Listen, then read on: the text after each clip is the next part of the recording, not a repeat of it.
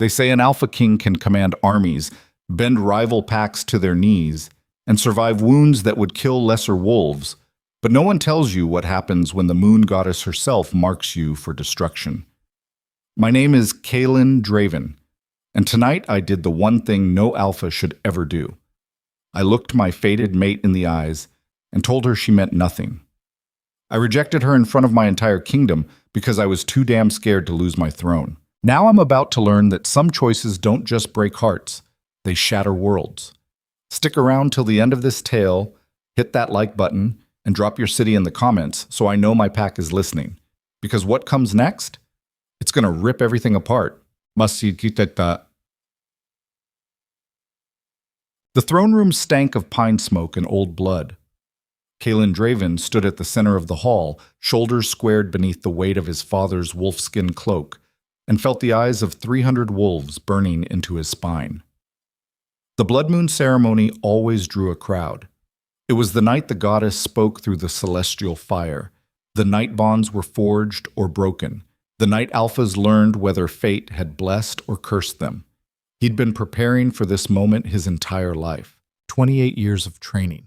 28 years of his father's voice in his head, grinding the same lesson into his skull until it became bone-deep instinct.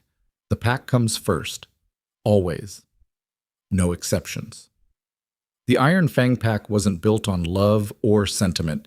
It was built on strength, discipline, and the kind of ruthless pragmatism that kept wolves alive in a world where weakness got you killed. King flexed his fingers, feeling the familiar ache in his knuckles from that morning's sparring session. His beta, Rowan, had landed a decent hit to his ribs. It still throbbed beneath the formal leathers he wore, a dull reminder that even an alpha king could bleed. Good. He needed the pain tonight. It kept him sharp. The ceremonial fire crackled in the center of the hall, blue flames dancing 6 feet high. Around it, the pack elders sat in a semicircle, their weathered faces unreadable in the flickering light. To Kaylin's left stood the warriors, broad-shouldered, scarred men and women who'd survived more battles than they could count. To his right, the council members in their formal robes, whispering among themselves like carrion birds circling a fresh kill, and directly ahead, beyond the fire, stood the unmated wolves. Kaylin's gaze swept over them. He recognized most by scent alone. Daughters of high-ranking families, warriors who'd earned their place through blood, a few healers with their quiet dignity. His wolf stirred beneath his skin, restless and hungry. It had been clawing at him for weeks, sensing the approach of this night, demanding its due. Find her, his wolf growled in the back of his mind. Our mate. She's here. Kaylin's jaw tightened. He'd felt it too. That pull, sharp and insistent, growing stronger every day. Somewhere in his territory was the woman the goddess had chosen for him. His fated mate.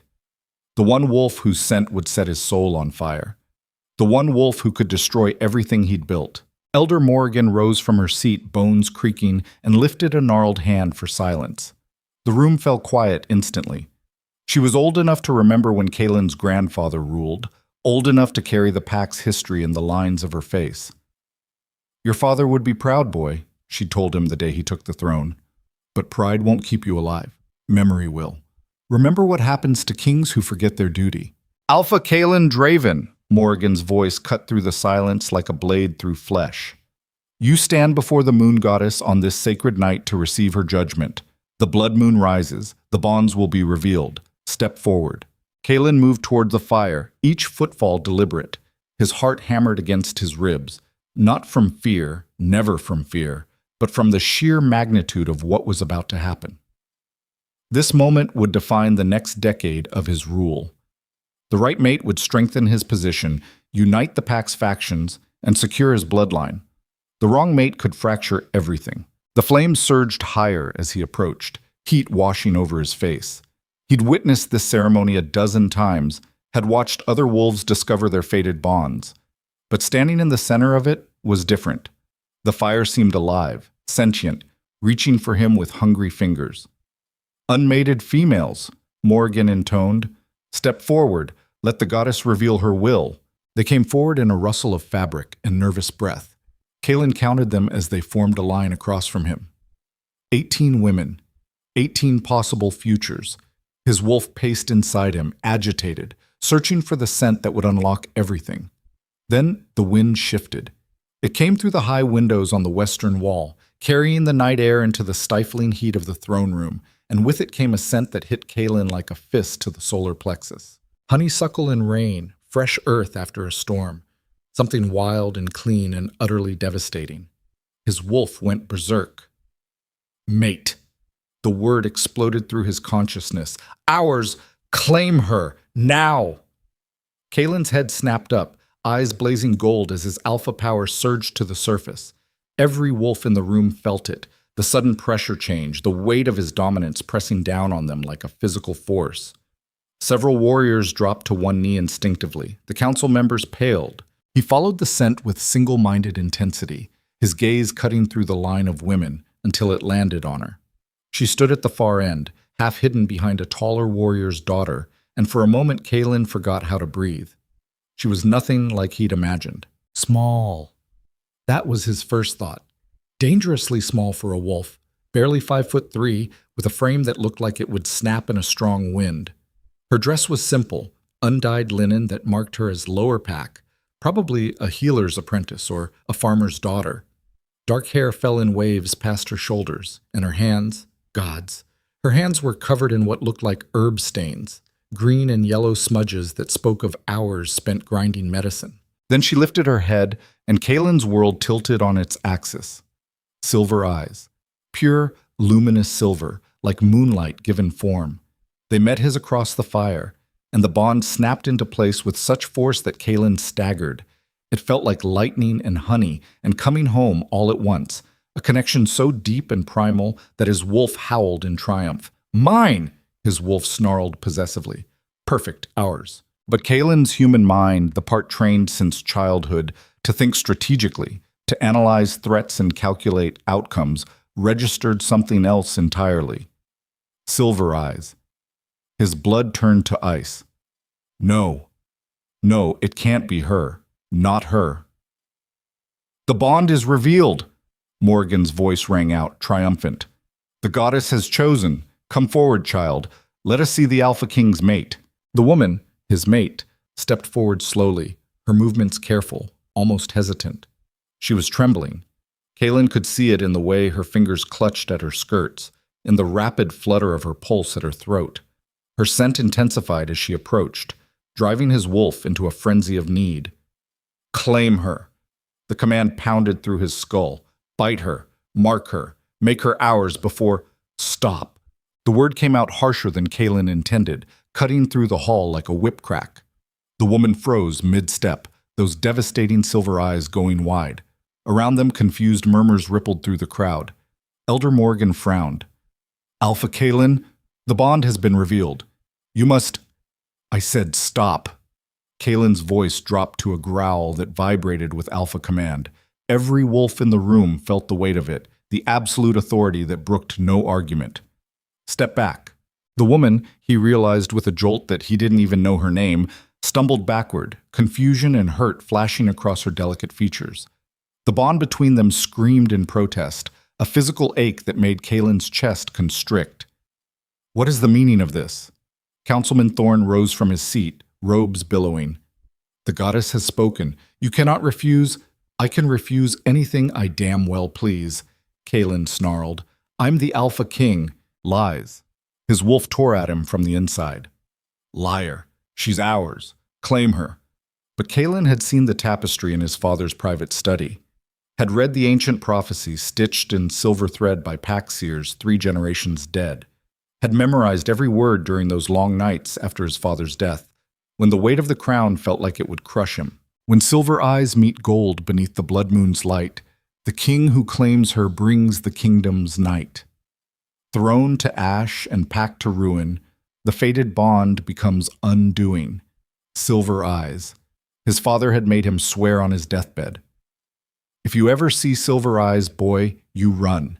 You run, and you don't look back, no matter what your wolf says. That prophecy has haunted our bloodline for a century. I won't let it end with you. Kaelin's fist clenched so hard his knuckles went white. The woman stood frozen before him, silver eyes glistening with unshed tears. and every instinct in his body screamed at him to go to her, to pull her into his arms and never let go. But kings didn't get to follow instinct. Kings made the hard choices. "What is your name?" The question came out cold, detached, nothing like the warmth burning through his veins. She swallowed hard. "Celine Vale, Alpha."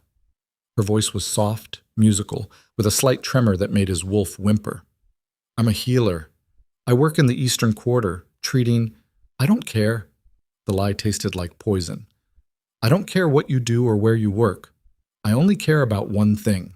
He stepped closer, using his size to intimidate, to create distance where the bond demanded closeness. She had to crane her neck to look up at him, and he saw the exact moment fear crept into those silver eyes. Good. Fear would protect her. Fear would make her leave. "Look at me," he commanded. "Look at me and understand what I'm about to say." Celine's chin lifted with unexpected defiance. For someone so small, she had spine. It made something in Kaelin's chest twist painfully. "I, King Adrian, Alpha King of the Iron Fang Pack," his voice carried to every corner of the hall, formal and final. "Hereby reject the bond between myself and Celine Vale. I do not claim her as my mate. I do not accept the goddess's choice. She is nothing to me." The words hit like physical blows. Kaelin watched them land, watched the color drain from Celine's face, watched her stagger as if he'd struck her. Around them, the pack erupted in shocked gasps and angry mutters. "You cannot," Elder Morgan started. "I just did." Kaelin turned away from Celine, unable to bear the sight of what he'd just done. "The ceremony is over. Everyone out." "Kaelin," Rowan's voice tight with concern. His beta moved to his side, lowering his voice. "Brother, what are you doing? The prophecy, is this about—" "I'm saving the pack." Kaelin's jaw ached from how hard he was clenching it. "Now get them out. All of them." He didn't wait to see if his command was followed. He turned and strode toward the private exit behind the throne, his wolf howling in anguish with every step that took him farther from his mate. From Celine. Behind him, he heard her voice, small and broken. "Why?" Kaelin froze, hand on the door. He should keep walking. Should let her think he was a monster. It would be easier that way. But when he looked back over his shoulder, when he saw her standing alone in the center of the hall while the pack filed out in uncomfortable silence, when he saw those silver eyes brimming with tears she refused to let fall. "Because I'm the king," he said quietly. "And sometimes being king means choosing the kingdom over everything else. Even this. Even you." Then he walked through the door and closed it behind him, shutting out the sight of the woman whose heart he'd just shattered, shutting out the one person the goddess herself had chosen for him. In the darkness of the corridor, with no witnesses to his weakness, King Adrian sank to his knees and let his wolf's grief tear through him in silent, shaking gasps. The bond, even rejected, even denied, pulsed in his chest like an open wound. This was the right choice, the only choice. So why did it feel like he'd just ripped out his own heart and left it bleeding on the throne room floor? Welcome. The next 3 days passed in a haze of duty and denial. Kaelin threw himself into work with the kind of manic intensity that made his council nervous and his warriors exchange worried glances. He reviewed border patrol reports until his eyes burned. He settled disputes between neighboring packs with brutal efficiency. He trained with Rowan until they were both bloody and exhausted, until his body ached so badly he couldn't think about anything else, especially not the mate bond that throbbed in his chest like a second heartbeat. Especially not the way Celine's scent still haunted the edges of his awareness. He was in the war room when Rowan finally cornered him. Maps covered the long table, territorial boundaries, hunting grounds, patrol routes. Kaelin had been staring at them for the past hour without seeing any of it. "You look like hell," Rowan said bluntly, dropping into the chair across from him. "Thanks for the observation." Kaelin didn't look up from the map. "Was there something you needed, or did you just come to critique my appearance?" "I came to tell you she's gone." Kaelin's hand stilled over the map. "Who's gone?" "Don't play dumb with me, brother. You know exactly who I'm talking about." Rowan leaned forward, elbows on the table. "Celine Vale. She left the pack territory 2 nights ago. Took nothing but a traveling pack and whatever herbs she could carry. The bond constricted painfully. Kalen forced himself to breathe through it, to keep his expression neutral even as his wolf raged. She left. She left us. Go after her. Bring her back. Good, Kalen said flatly. It's better this way. Better? Rowan's eyebrows shot up. Kalen, she was your fated mate. The goddess herself chose her for you, and you rejected her in front of the entire pack. Now she's out there alone, vulnerable. She made her choice. I made mine. Kalen finally met his beta's eyes. Drop it, Rowan. But Rowan had been his friend for too long to be intimidated. I know what you're afraid of. I know about the prophecy. Kalen went very still. What did you say? The prophecy in your father's study. Silver eyes and the fall of the kingdom. I've seen it, Kalen. I know why you rejected her. Rowan's expression softened. But brother, prophecies are tricky things. Sometimes the act of trying to avoid them is what makes them come true. Then I'll deal with that when it happens. Kalen turned back to his maps. Right now, I have a kingdom to run. That's all that matters. Is it? Rowan stood slowly. Because from where I'm standing, you're tearing yourself apart. The pack can feel it. Your alpha power has been unstable for 3 days. Yesterday, you nearly shifted in the middle of a council meeting. I'm fine. You're not fine. You rejected your mate, and it's killing you. Rowan moved toward the door, pausing at the threshold. Just remember something, Alpha. Your father built this kingdom on strength, yes, but he also had your mother by his side. Even the strongest king needs someone to fight for, someone to come home to. The door closed behind him, leaving Kalen alone with his maps and his guilt. He tried to focus on the reports in front of him, tried to lose himself in the minutiae of pack governance, in the 1,000 small decisions that kept Iron Fang running. But his mind kept wandering back to the throne room, to silver eyes and the scent of honeysuckle, to the way Celine had looked at him before he'd destroyed everything. Why? That single word haunted him. Because I'm a coward, he thought bitterly. Because I'm so terrified of losing this kingdom that I threw away the one thing that might have made ruling it worthwhile. His wolf snarled in agreement. Coward. Fool. She was ours, and you let her go. A knock at the door pulled him from his spiraling thoughts. Enter. Elder Morgan shuffled in, leaning heavily on her walking stick. She looked ancient in the afternoon light streaming through the windows, her face a map of wrinkles and old sorrows. Elder. Kalen stood, showing respect even though every muscle in his body was tense. What can I do for you? Sit down, boy. This will take a while. They sat on opposite sides of the table, the maps between them like a battlefield. Morgan studied him with rheumy eyes that somehow still managed to see too much.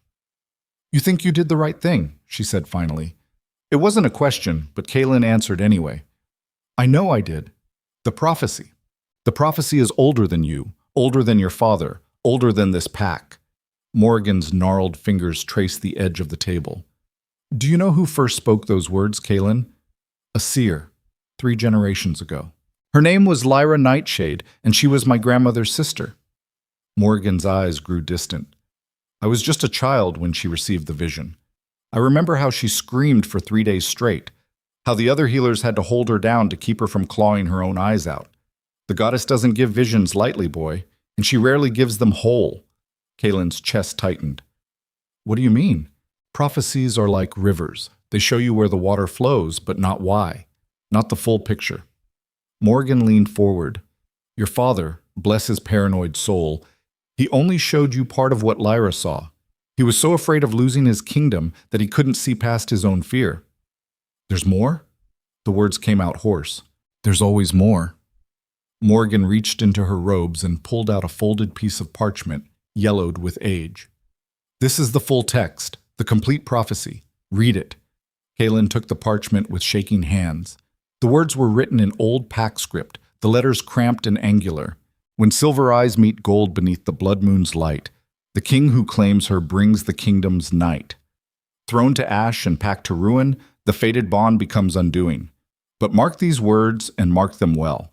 The kingdom's doom comes not from taking, but from the choice of forsaking. For a king who fears his fated mate destroys far more than if he'd sealed their fate. The room tilted. What? Kalen's voice cracked. He read it again, hoping he'd misunderstood. This says, it says the doom comes from rejection, not acceptance. Morgan's voice was gentle, almost pitying. The prophecy was a warning, Kalen, a warning not to let fear guide you. But your father, he was so traumatized by his own parents' deaths, so desperate to protect the kingdom, that he only saw the first part, only saw the threat. Kalen's hands were shaking so hard the parchment rattled. You're telling me What? You did exactly what the prophecy warned against. You let fear drive you. You rejected your mate. And now... Morgan's expression turned grim. Now we wait to see what consequences your choice has wrought. No. Kalen stood abruptly, the chair clattering backward. No, I can fix this. I'll find her. I'll bring her back and... And what? Drag her back here against her will? Force her to accept a bond from the man who publicly humiliated her? Morgan shook her head. That girl has every right to hate you, Kalen. You broke something precious, something sacred, healing that won't be simple. The bond pulsed in his chest, a constant reminder of what he'd thrown away. Kalen pressed his fist against his sternum, trying to ease the ache. What do I do? You survive. Morgan stood with difficulty, leaning on her stick. You lead your pack as best you can, and you pray to the goddess that when the consequences come, and they will come, boy, you're strong enough to face them. She left him standing there, staring at the parchment, at the words that condemned him, the choice of forsaking. He'd been so sure, so absolutely certain that rejecting Celine was the right thing to do, the only thing that would save his kingdom. Instead, he might have just sealed its doom. The first sign came a week later. Kalen was reviewing the monthly hunting reports when his lad hunter, Marcus, burst into the room without knocking. The man's face was pale, eyes wild with something that looked like panic. Alpha, we have a problem. Kalen set down the reports. What kind of problem? The Western hunting grounds. You need to see it yourself. They rode out within the hour, Kalen and a group of his best warriors. The Western grounds were prime territory, a stretch of forest rich with deer and elk that had fed the pack for generations. But as they approached, Kalen felt his wolf grow uneasy. Something was wrong. The forest was silent. Not the peaceful quiet of a sleeping woods, but the eerie, oppressive silence of a place where life had ceased. No birdsong, no rustling of small creatures in the underbrush.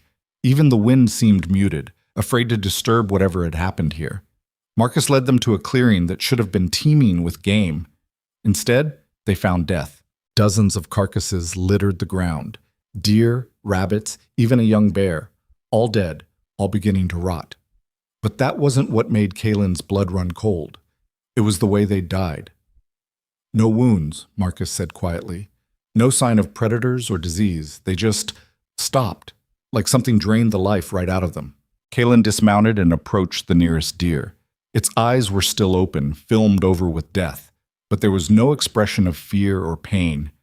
It looked like it had simply laid down and given up. His wolf whined uneasily. Wrong. This is wrong. Has this ever happened before? Kalen asked.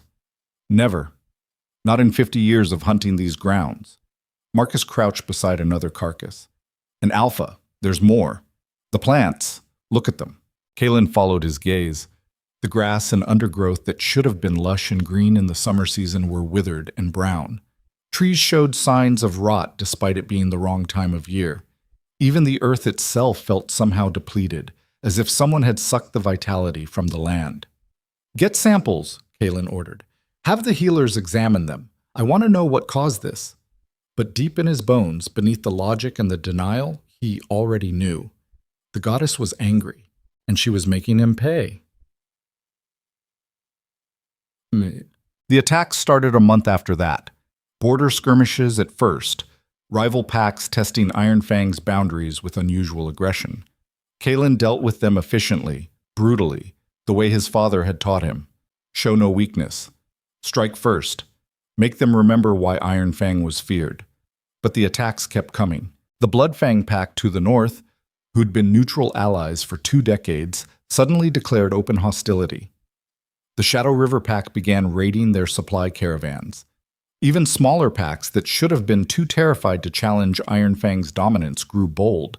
It was like the entire territory had decided simultaneously that Kalen's kingdom was vulnerable. "We've lost 15 warriors this month," Rowan reported during an emergency council meeting. His face was haggard, sporting a fresh scar across his jaw from the latest skirmish. "Our hunting grounds continue to fail. We're down to 30% of our normal yield. Food stores won't last past winter at this rate." Councilman Thorne slammed his fist on the table. "This is what happens when you spit in the goddess's face. The Alpha rejected his fated mate, and now we're all paying for his arrogance." Several council members murmured agreement. Kalen felt the temperature in the room drop as his Alpha power flared dangerously. "Careful, Thorne." His voice was soft, deadly. "I'm still your Alpha. Are you?" Thorne stood, emboldened by desperation. "Because from where I'm standing, you're the Alpha who destroyed us. Every warrior who dies, every child who goes hungry, that blood is on your hands, Kalen Draven." Kalen was across the table before anyone could blink, his hand wrapped around Thorne's throat, lifting the older man off his feet. His eyes blazed gold, his wolf rising to the surface with lethal intent. "Say that again," he growled. "I dare you." "Kalen," Rowan's hand on his shoulder. "Brother, he's not worth it." The room held its collective breath. Kalen could feel their fear, their anger, their desperation. They were looking to him for answers, for solutions, and he had none to give. He released Thorne, letting the man collapse into his chair, gasping. "Council dismissed," Kalen said flatly. "Everyone out, now." They fled like rabbits from a fox, leaving only Rowan behind. "It's getting worse," his beta said quietly. "The pack is losing faith in you, in us." "I know." Kalen braced his hands on the table, head bowed. He was so tired. Tired of fighting, tired of pretending he had control, tired of the bond that screamed in his chest every moment of every day. "There are rumors," Rowan continued, "about a healer in the Northern Territories, a woman with silver eyes who's been treating dying wolves from other packs, saving lives that were supposed to be lost." Kalen's head snapped up. "What?" "She's become something of a legend up there. They call her the Silver Healer. Won't take payment, won't give her name, just moves from pack to pack helping wherever she's needed." Rowan's expression was knowing. "Sound familiar?" Celine. His mate was out there, helping strangers, saving lives, being the person she was always meant to be. And she was doing it without him, despite him. "She won't talk about you," Rowan added. "From what I've heard, she won't even acknowledge Iron Fang's existence. It's like she erased you completely." The bond twisted painfully. "Good," Kalen thought bitterly.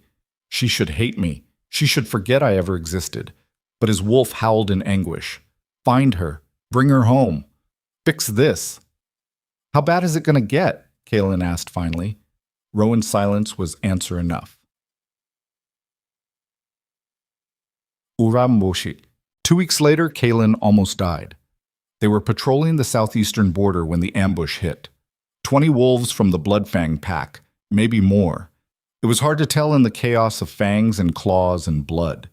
Kalen fought like a demon, his alpha strength cutting through the enemy warriors with brutal efficiency. But something was wrong. His power, usually limitless, was faltering. He felt weak in a way he'd never experienced before, like fighting underwater, like his wolf was fading. A massive black wolf hit him from the side, jaws closing on his shoulder with crushing force. Kalen roared in pain and rage, shifting mid-fight to his wolf form, or trying to. The change came slowly, stuttering like his body had forgotten how. What the hell? The black wolf took advantage of his confusion, slamming him into the ground. Ribs cracked, blood filled his mouth. Through the pain and the shock, Kalen felt something terrifying. His alpha power was dying.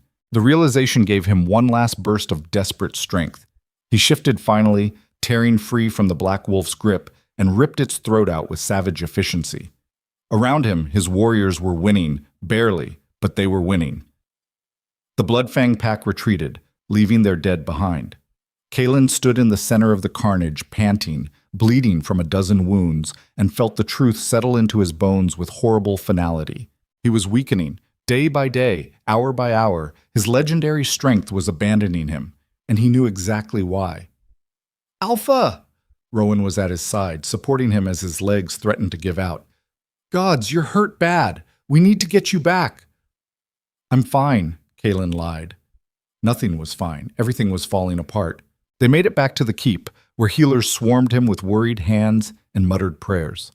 But as they cleaned his wounds and set his broken ribs, Kaelin stared at the ceiling and faced the truth he'd been avoiding for months. He was killing his kingdom, just like the prophecy warned, not by accepting his mate, but by rejecting her. And unless he fixed this, unless he found some way to undo the catastrophic mistake he'd made, Iron Fang would fall. That night, lying in his bed alone, wounds throbbing and body weak, Kaelin made a decision. He would find her.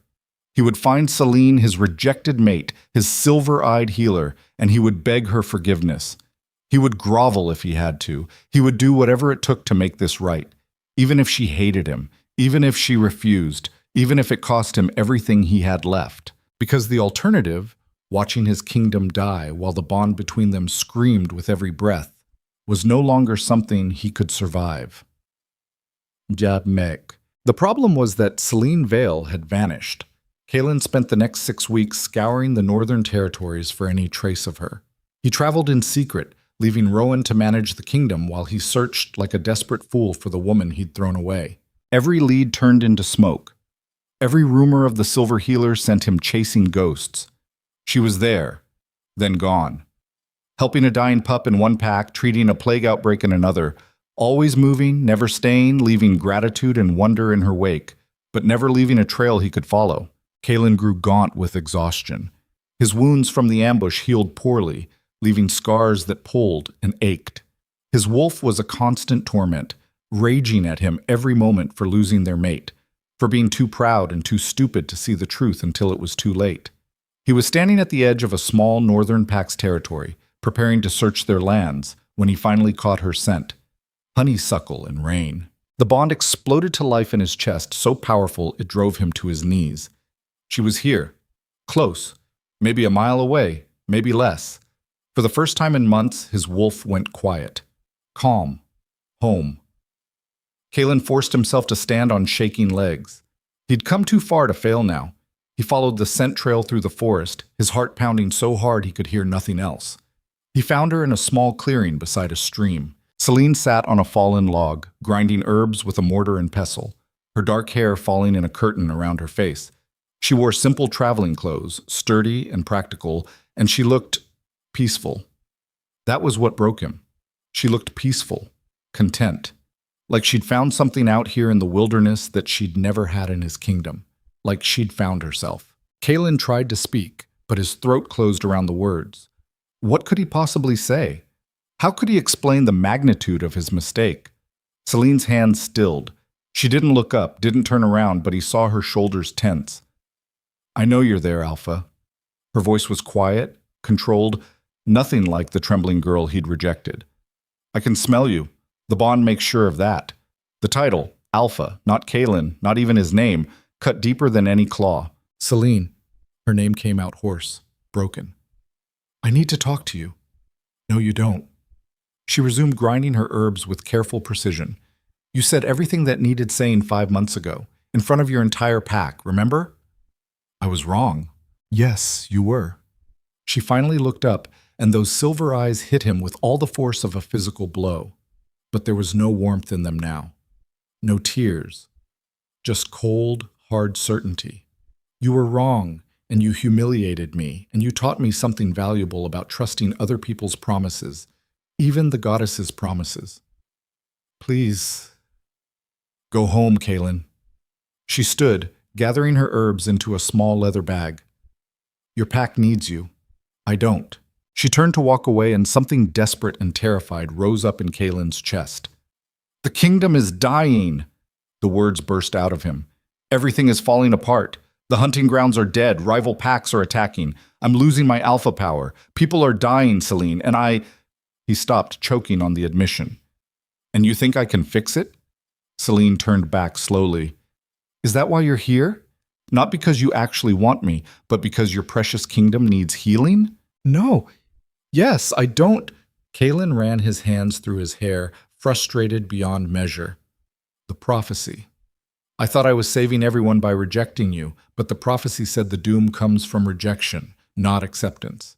I destroyed everything trying to protect it. Good. The word was soft, but it hit like a hammer. Good? Kaelin stared at her. You rejected me to save your kingdom. Now your kingdom is suffering the consequences of that choice. Celine's expression was steel. Maybe you needed to lose something precious to understand what you did to me that night. I understand now, Celine. I swear to you, I understand. I was terrified and stupid, and now you want me to come back and fix it. She shook her head. That's not how this works. I'm not a tool you can use when convenient and discard when you're afraid. I'm a person. I deserved better than what you gave me. I know. Do you? She stepped closer, and for the first time, he saw the anger beneath her calm.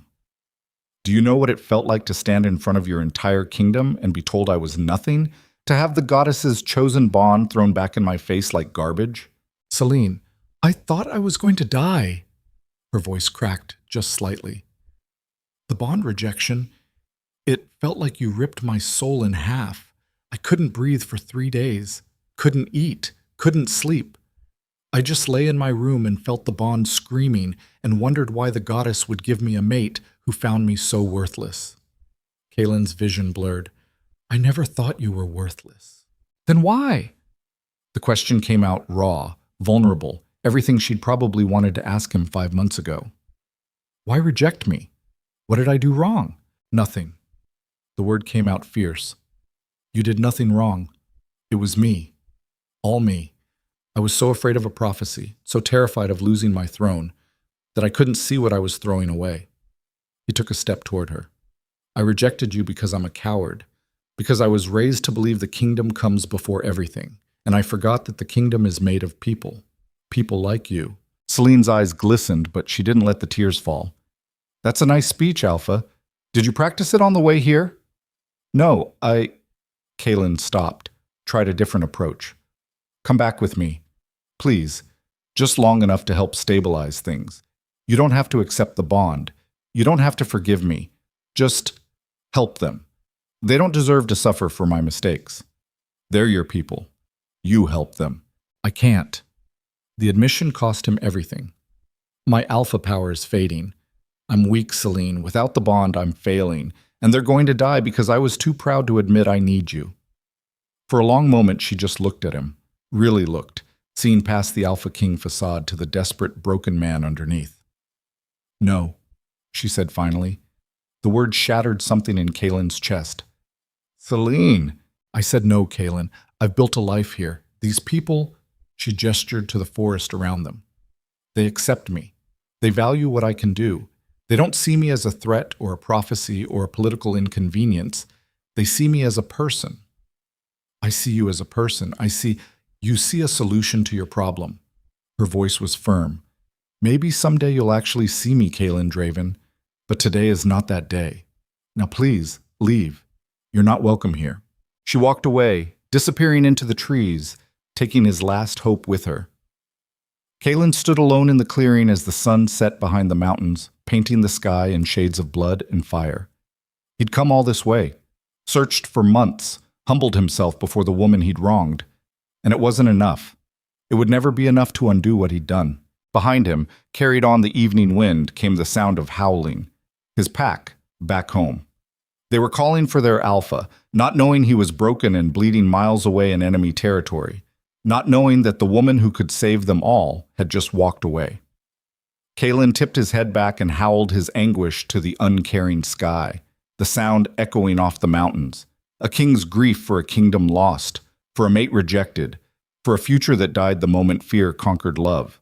And in the distance, though he couldn't know it, Celine Vale pressed her hand against a tree trunk and let silent tears finally fall. The journey back to Ironfang territory took 3 weeks that felt like 3 years.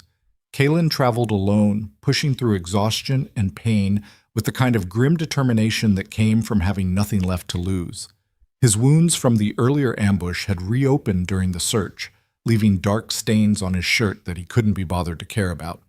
Food was an afterthought. Sleep came in brief, violent bursts filled with dreams of silver eyes and accusations he couldn't answer. His wolf had gone silent. That was the worst part. For the first time in his life, the primal consciousness that had always lived inside him, fierce, demanding, constant, had retreated so deep he could barely feel it. Like it had given up. Like it knew they'd destroyed the one thing worth fighting for and saw no point in continuing. When the keep finally came into view through the trees, Kaelin felt nothing. No relief. No homecoming warmth. Just a cold, hollow certainty that he was returning to a kingdom he'd personally condemned to death. The guards at the gate stared at him like he was a ghost. Maybe he was. Maybe the real King Adrian had died in that northern clearing when Celine walked away, and this was just a corpse wearing his face. "Marcus, go tell Rowan I'm back." The mind link felt weak, staticky, like a radio losing signal. "Alpha?" Marcus's shock bled through the connection. "Gods," we thought. "Where have you been?" "Failing. Tell Rowan." He dismounted in the courtyard, legs nearly buckling when his feet hit stone.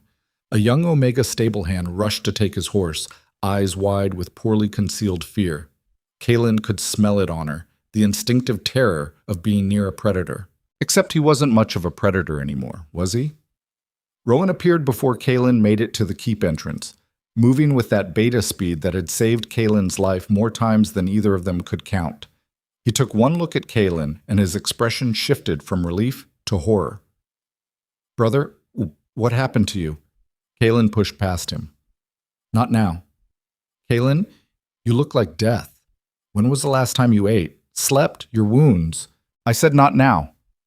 The alpha command in his voice was barely a whisper. Rowan could have ignored it if he wanted. The fact that he didn't was probably pity. They made it to Kaelin's private chambers before Rowan cornered him properly, closing the door and leaning against it with his arms crossed. "You didn't find her." It wasn't a question, but Kaelin answered anyway. "I found her." And she told me to go to hell." Kaelin collapsed into the chair by the fireplace, too tired to care about the blood he was getting on the leather. "She's built a life without us, without me. She's helping other packs, healing their sick, and she wants nothing to do with Iron Fang." "Did you tell her about the kingdom? About what's happening?" "Of course I told her." Kaelin's laugh was bitter, broken. "I begged. Rowan, I got on my knees and begged her to come back, even just to help stabilize things. And you know what she said?" Rowan's silence was answer enough. "She said no. She said I see her as a solution, not a person. She said maybe someday I'll actually see her, but not today." Kaelin pressed his palms against his eyes, trying to stop the burning. "She was right, about everything. I destroyed her, and now she's flourishing somewhere I can't reach, and I have no right to bring her back into this mess. So what do? We survive as long as we can." Kaelin dropped his hands, meeting his beta's gaze. "How bad has it gotten?" Rowan's expression said it all, but he spelled it out anyway. "We lost another 15 warriors last week. 3 packs have formally declared war. The hunting grounds are 90% barren. We're importing food from allies, but they're starting to question our ability to repay. And Kaelin, your alpha power, the pack can feel it fading. They're scared. Good, they should be scared. I'm terrified." The admission hung in the air between them like smoke. "There's something else," Rowan said quietly. "The elders called an emergency council meeting while you were gone. They want to discuss succession options." Kaelin's head snapped up. "They want to replace me. They want to ensure pack survival. If you can't protect them, then they'll find someone who can." Kaelin stood, ignoring the way his vision swam. "Fine. Call the meeting. Let them say it to my face. Brother, you need rest, medical attention. You're in no condition." "I'm in no condition for a lot of things, but we're doing them anyway." Kaelin moved toward the door. "Tomorrow morning. Full council. Let's get this over with." Rowan caught his arm, grip firm. "Kaelin, if you go in there like this, weak, wounded, defeated, they'll tear you apart. At least let the healers patch you up first. Eat something. Sleep." For a moment, Kaelin considered arguing. Then the exhaustion crashed over him like a wave, and he realized Rowan was right. He'd be useless to anyone like this. "Fine. Send for a healer. But the meeting happens tomorrow regardless. Deal." As Rowan left to make arrangements, Kaelin sank back into his chair and stared at the cold fireplace. Somewhere out there, Celine was probably treating another sick wolf, grinding herbs with those stained fingers, building connections and trust in a way he'd never managed despite a lifetime of trying. She didn't need him. His kingdom desperately needed him, and he had nothing left to give. The bond pulsed weakly in his chest, a dying ember where a fire used to burn. Maybe succession wasn't such a bad idea after all. The healer who arrived an hour later was a middle-aged woman named Thalia, competent and no-nonsense in a way that reminded Kalen painfully of his mother. She took one look at his wounds and let out a long, disapproving breath. Alpha, these should have been treated weeks ago. Some of them are infected. Then treat them now. She worked in silence, cleaning and stitching with efficient hands, while Kalen gritted his teeth against the pain. He'd refused the numbing herbs. He wanted to feel it, wanted the physical pain to drown out everything else. There are rumors, Thalia said carefully as she wrapped his ribs, about why our lands are dying, about the mate you rejected. Everyone seems to have an opinion about that. I'm not everyone. Thalia met his eyes, her own dark and knowing. I'm someone who's been healing wolves for 40 years, and I've never seen anything like what's happening to this pack. It's like we're all slowly being drained. Even the children are getting sick more often. Our immunity is compromised because I broke something that can't be fixed. Maybe. Thalia tied off the bandage with more force than necessary. Or maybe you just haven't figured out how to fix it yet. She left him with that cryptic statement and a tonic that tasted like bitter roots and regret. Kalen forced himself to eat the food Rowan had sent up, cold meat and bread that sat in his stomach like stones. Then he collapsed into bed and fell into a sleep so deep and dreamless it felt like drowning. He woke to weak dawn light filtering through his windows and the sound of rain hammering against stone. The storm had rolled in overnight, turning the world gray and violent. Appropriate. The council meeting was set for mid-morning. Kalen dressed carefully in formal leathers, the kind his father used to wear when passing judgment. If they were going to challenge his right to rule, he'd make them do it properly. Rowan was waiting outside the council chamber when Kalen arrived, looking like he hadn't slept either. Ready? No. Kalen pushed open the heavy doors. But let's do this anyway. The council chamber was packed. Not just the official members, but ranking wolves from every major family in the pack. They'd come to watch the Alpha King fall, to witness history, to position themselves for whatever came next. Vultures. Kalen walked to the head of the table with his spine straight and his expression carved from ice. He would not show weakness. Not here, not now. Elder Morrigan sat in her usual place, ancient eyes unreadable. Councilman Thorne was there too, looking vindicated. The rest of the council members watched Kalen with varying degrees of sympathy and calculation. Let's begin, Kalen said flatly. I understand there are concerns about my ability to lead. Thorne stood immediately, as if he'd been waiting for permission. Concerns? Alpha, with all due respect, we're past concerns. We're facing extinction. Our territory is dying, our warriors are falling, and you— He gestured at Kalen with barely concealed contempt. You're withering right along with it. Your alpha power is half what it was 6 months ago. We can all feel it. You're weak. The word echoed through the chamber. Weak. The worst insult you could throw at an alpha. Kalen felt his wolf stir for the first time in weeks, a low growl of wounded pride. Careful, Thorne. Or what? You'll punish me for speaking truth? Thorne leaned forward. You rejected your fated mate. You spat in the moon goddess's face, and now we're all suffering the consequences of your cowardice. Several council members gasped. Rowan moved closer to Kalen, hand on his weapon, but Kalen held up a hand, stopping him. You're right. The room went silent. You're absolutely right, Thorne. I rejected my mate out of fear. I chose prophecy over trust, kingdom over connection. I made a catastrophic mistake, and yes, we're all paying for it. Kalen's voice was steady, empty of everything except brutal honesty. So tell me, Councilman, what's your solution? Thorne's eyes gleamed. Step down. Transfer alpha rights to someone who can actually protect this pack. Your beta, perhaps, or— He means himself, Rowan muttered. Or someone else the pack chooses through proper challenge. Thorne continued. You've had months to fix this, Alpha. You failed. The honorable thing now is to admit it. Kalen studied the faces around him. Some showed agreement. Others looked conflicted. A few, mostly older warriors who'd served under his father, showed quiet loyalty. Is that what you all want? His question was directed at the room. A change in leadership? Elder Morgan spoke for the first time. What we want, Alpha Kalen, is survival. If you can provide that, you keep your throne. If you cannot, she spread her gnarled hands, then we must consider alternatives. That's not betrayal. That's pragmatism. And if I told you I'm working on a solution? What solution? Thorne demanded. Your mate refused you. The kingdom continues to crumble. What possible solution could you— War. The word dropped into the room like a stone into still water. Kalen straightened, feeling something cold and hard crystallize in his chest.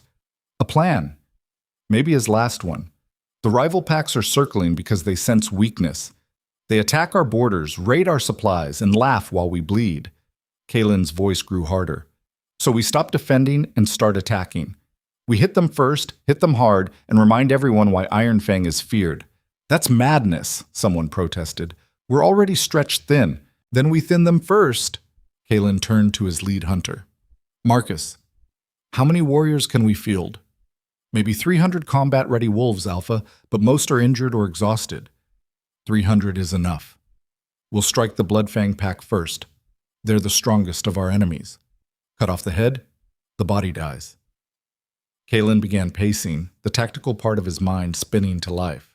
We hit their main camp at dawn, burn their supplies, scatter their forces.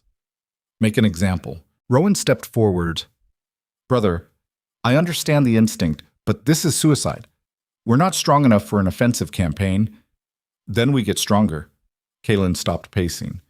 Or we die trying. Either way, at least we die as wolves, not as cowards waiting for the end.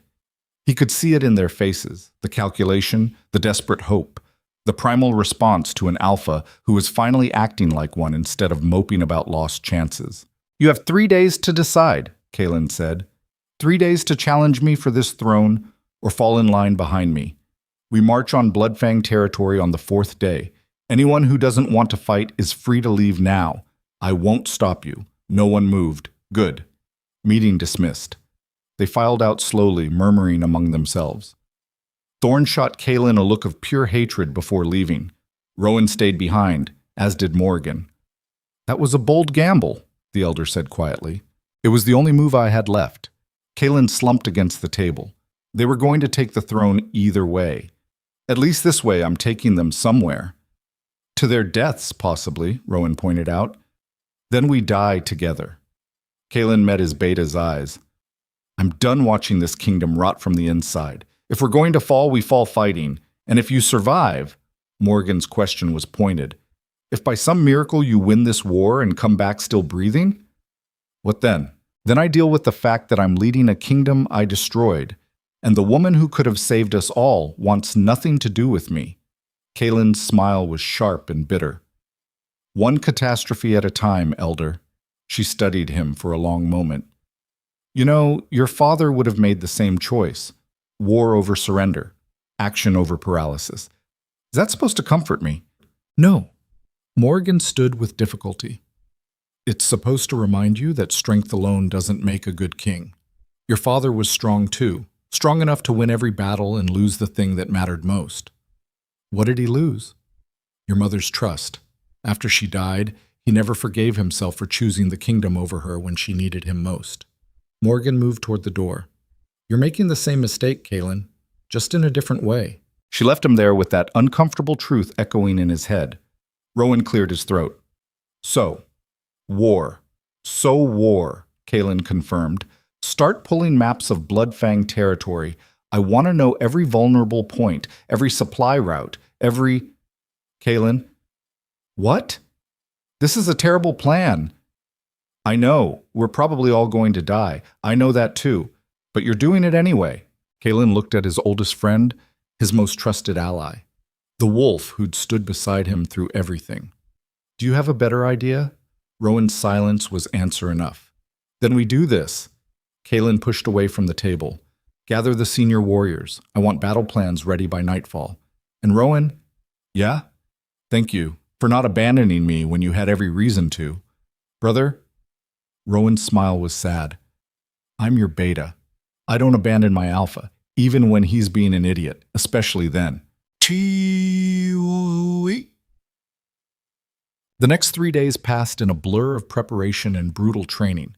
Kalen drove his warriors hard, pushing them past exhaustion and into that cold, focused state where survival instinct took over. They drilled formations, practiced coordinated attacks, and sharpened weapons until the armory rang with the sound of steel on stone. The pack responded. Not with enthusiasm, they were too scared for that, but with grim determination. They knew this was probably suicide. They came anyway. That loyalty should have comforted Kalen. Instead, it just made him feel more guilty. These wolves were willing to die for a king who'd already failed them once. On the second night, Marcus approached him during a break in training. His lead hunter looked haggard but determined. Alpha, I've been scouting Bloodfang territory. Their main camp is heavily fortified, but there's a weakness. Show me. They spread maps across a makeshift table. Marcus pointed to a section of forest on the eastern approach. Their water supply comes from this river. If we hit them here first, contaminate the source with something that makes them sick but doesn't kill. They'll be weakened when we attack the main camp. Kalen's mind raced through the implications. How long would it take for the contamination to spread? 2 days? Maybe 3? We'd need someone who understands herbs and poisons. We don't have anyone like that. Not since... Kalen stopped. Since Celine left. She'd been their best healer, the one who understood plants and their properties better than anyone. Another thing he'd destroyed.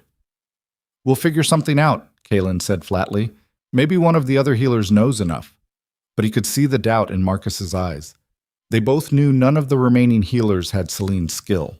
On the third night, Rowan found Kalen standing on the eastern wall, staring out at the dark forest beyond their territory. The rain had finally stopped, leaving the air clean and cold. Couldn't sleep? Don't need sleep, need a miracle. Kalen didn't turn around. We're marching toward annihilation, and I'm the one leading them there. You're giving them hope.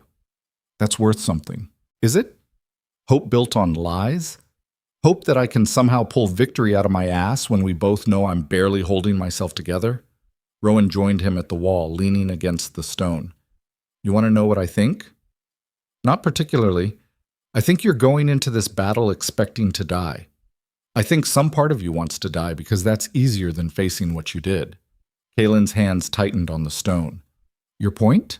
My point is that if you go into that fight with a death wish, you'll get it, and you'll take 300 wolves with you. Rowan's voice was hard. So whatever guilt you're carrying, whatever self-hatred, put it aside. Be the alpha they need, not the broken man mourning his mate. I don't know if I can separate those things anymore. Then learn. Fast. Rowan pushed away from the wall. Because we march at dawn, and those warriors need a leader who wants to live. He left Kalen alone with his thoughts in the cold night air. Far away, carried on the wind, came the sound of a wolf howling. Lonely. Searching. The sound crawled under Kalen's skin and made his own wolf whimper. Somewhere out there, Celine was probably sleeping in some northern pack's guest house, safe and warm and completely unaware that the man who rejected her was about to lead his entire kingdom into a battle they couldn't win. Or maybe she knew. Maybe she felt it through the bond, the reckless desperation, the barely concealed death wish, the certainty that this was how his story ended. Maybe she didn't care. Kalen tipped his head back and howled his answer to the distant wolf, a sound of grief and rage and acceptance all woven together. If he died tomorrow, at least he'd die fighting. That was something. It had to be enough. They marched at first light. 300 wolves moving through the forest like shadows, silent except for the occasional rustle of equipment or low growl of anticipation. Kalen led from the front, Rowan at his side, feeling his weakened alpha power stretched to cover his warriors like a threadbare blanket. It would have to be enough. The journey to Bloodfang territory took 2 days of hard travel. They moved fast, stopping only briefly to rest and eat. Kalen pushed them mercilessly, knowing speed was their only advantage. The longer they took, the more likely word of their approach would reach their enemies. On the second night, they made camp just outside Bloodfang borders. No fires, no unnecessary noise, just 300 wolves preparing for war in the darkness. Kalen walked among them, letting them see him, feel his presence. Some nodded in respect. Others looked away, unable to meet his eyes. He didn't blame them. Marcus materialized out of the shadows. Alpha, scouts report the camp is exactly where our intelligence said. Population estimate is around 400 wolves, but they're spread out, relaxed. They don't know we're coming. Good. We hit them at dawn. Have the contamination team ready to move on the water supply within the hour. Already done. One of our healers mixed something that should cause severe cramping and weakness without permanent damage. Marcus hesitated. It's not as precise as what Celine could have done, but it'll work. The name was a knife between Kalen's ribs. He nodded curtly. It'll have to. Marcus left to coordinate final preparations. Rowan appeared at Kalen's shoulder, tense and ready. Last chance to call this off. Not calling it off. Didn't think so. Rowan's smile was sharp. Try not to die tomorrow, yeah? I'm not ready to be alpha. Same to you, brother. They clasped forearms, holding for a moment longer than necessary. Then Rowan melted back into the darkness to check on his unit. Kalen stood alone at the edge of camp, looking out toward Bloodfang territory, toward the battle that would either save his kingdom or end it. His wolf stirred weakly. We might die tomorrow. I know. If we die without her, without ever making it right. I know that too. The bond pulsed in his chest, weak, damaged, but still there, still connecting him to the woman who'd walked away, who'd looked him in the eyes and told him no. He wondered if she'd feel it if he died, if the bond would snap completely, leaving her free. Maybe that would be his final gift to her, freedom from the mate who'd destroyed her. Kalen closed his eyes and let himself imagine, just for a moment, a different world. One where he'd been brave enough to accept the bond, where Celine stood beside him as his queen, where they faced this battle together instead of him facing it alone and broken. But that world didn't exist. He'd made sure of it. This world, the one where he led 300 wolves toward possible annihilation, was the only one he had left, Alpha. A young warrior approached nervously. The contamination team is ready. Tell them to move out.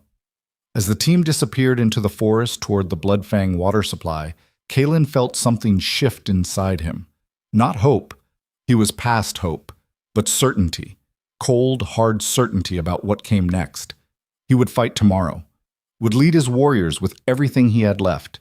And if he died, when he died, it would be as a king. Flawed, broken, condemned by his own choices, but still a king. That would have to be enough, because there was nothing else left. Dawn came too fast. Kalen stood with his warriors at the edge of Bloodfang territory, watching the sky lighten from black to gray. The contamination team had returned hours ago with confirmation. The water supply was poisoned.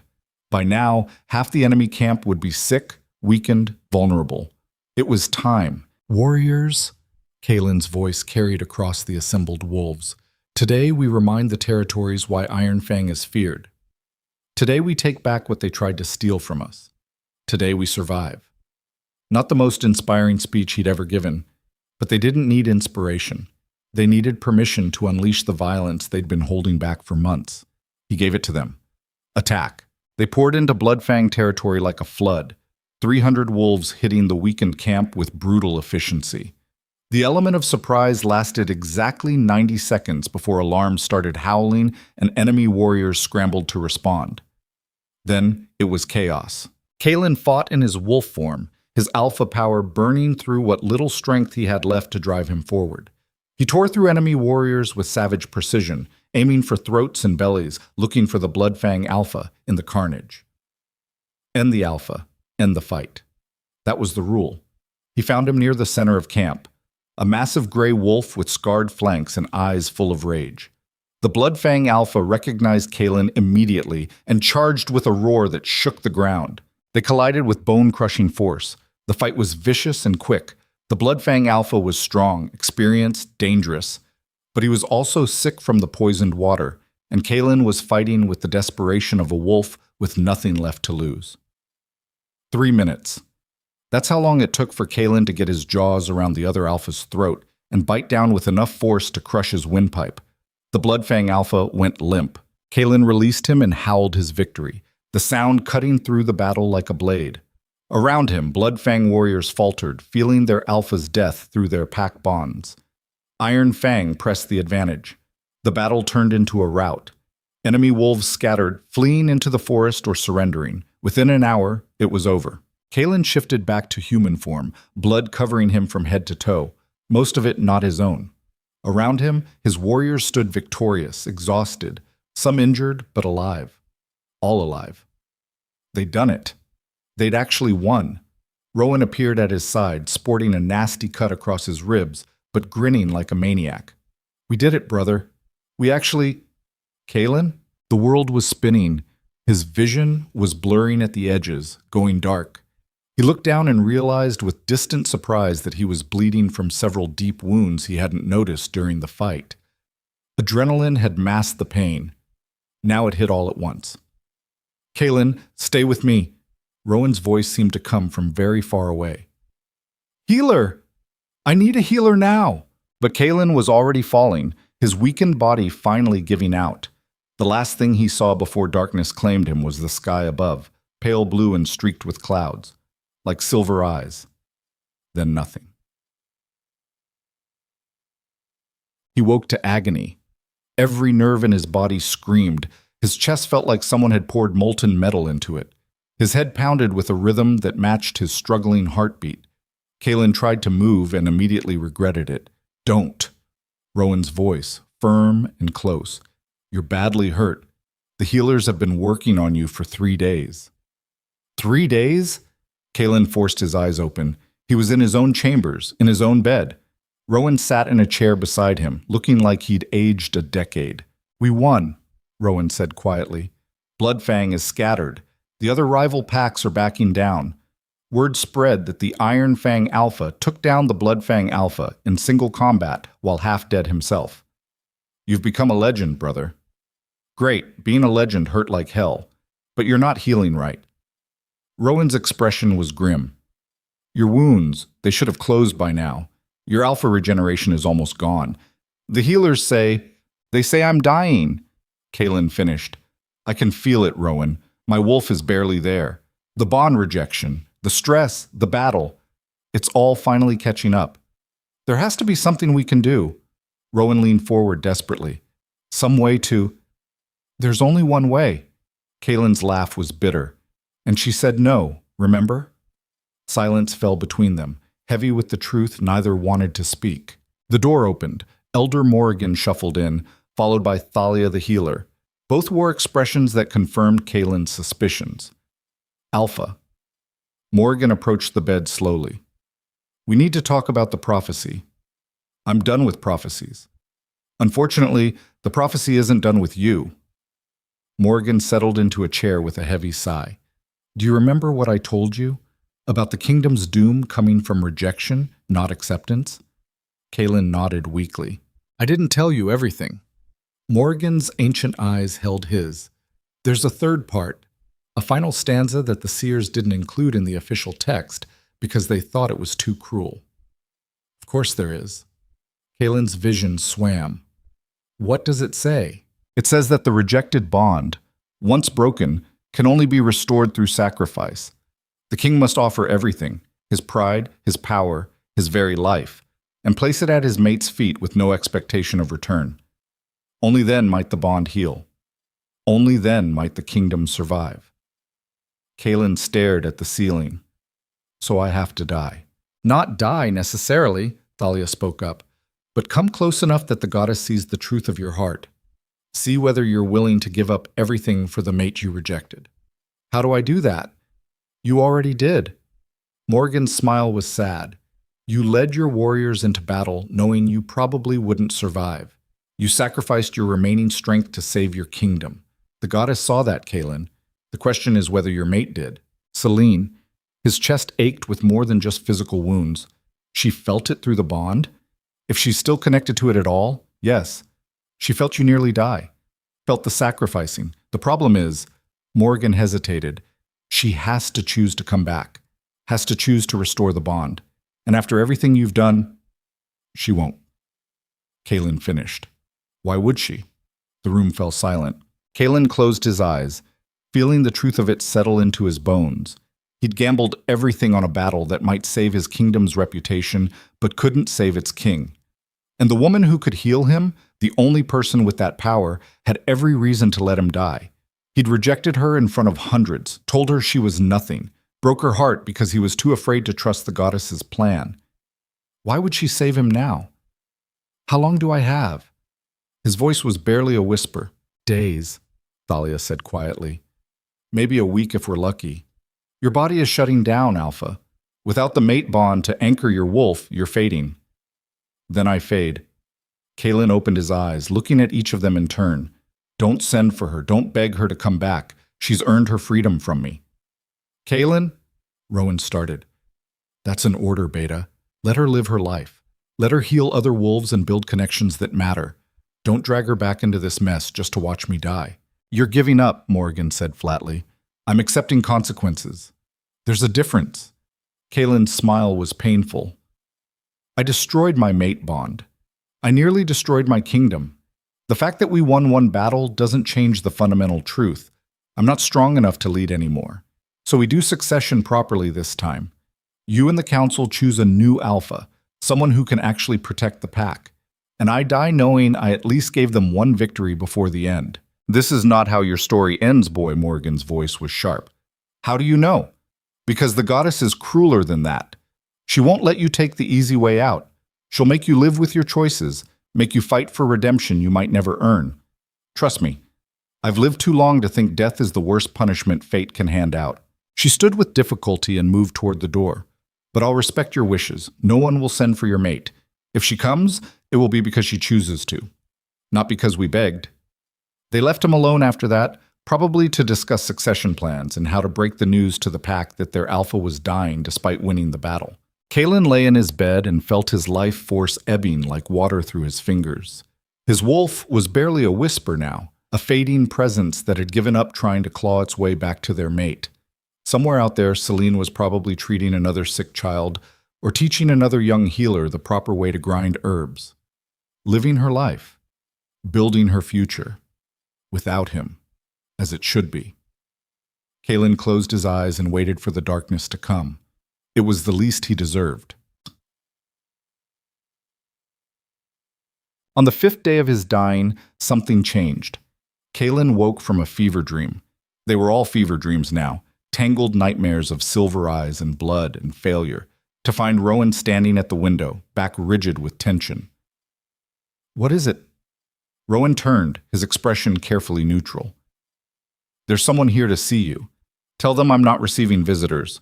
I look like death and smell worse. About that.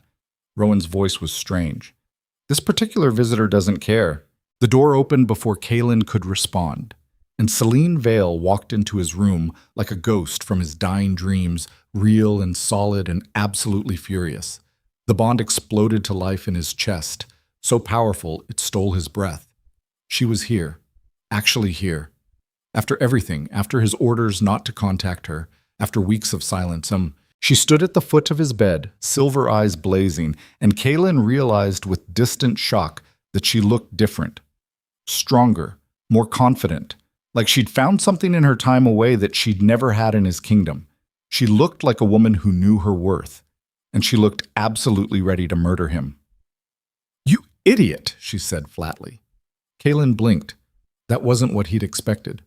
Hello to you too. You complete, absolute, reckless idiot. Celine moved closer, and he could feel the fury radiating off her in waves.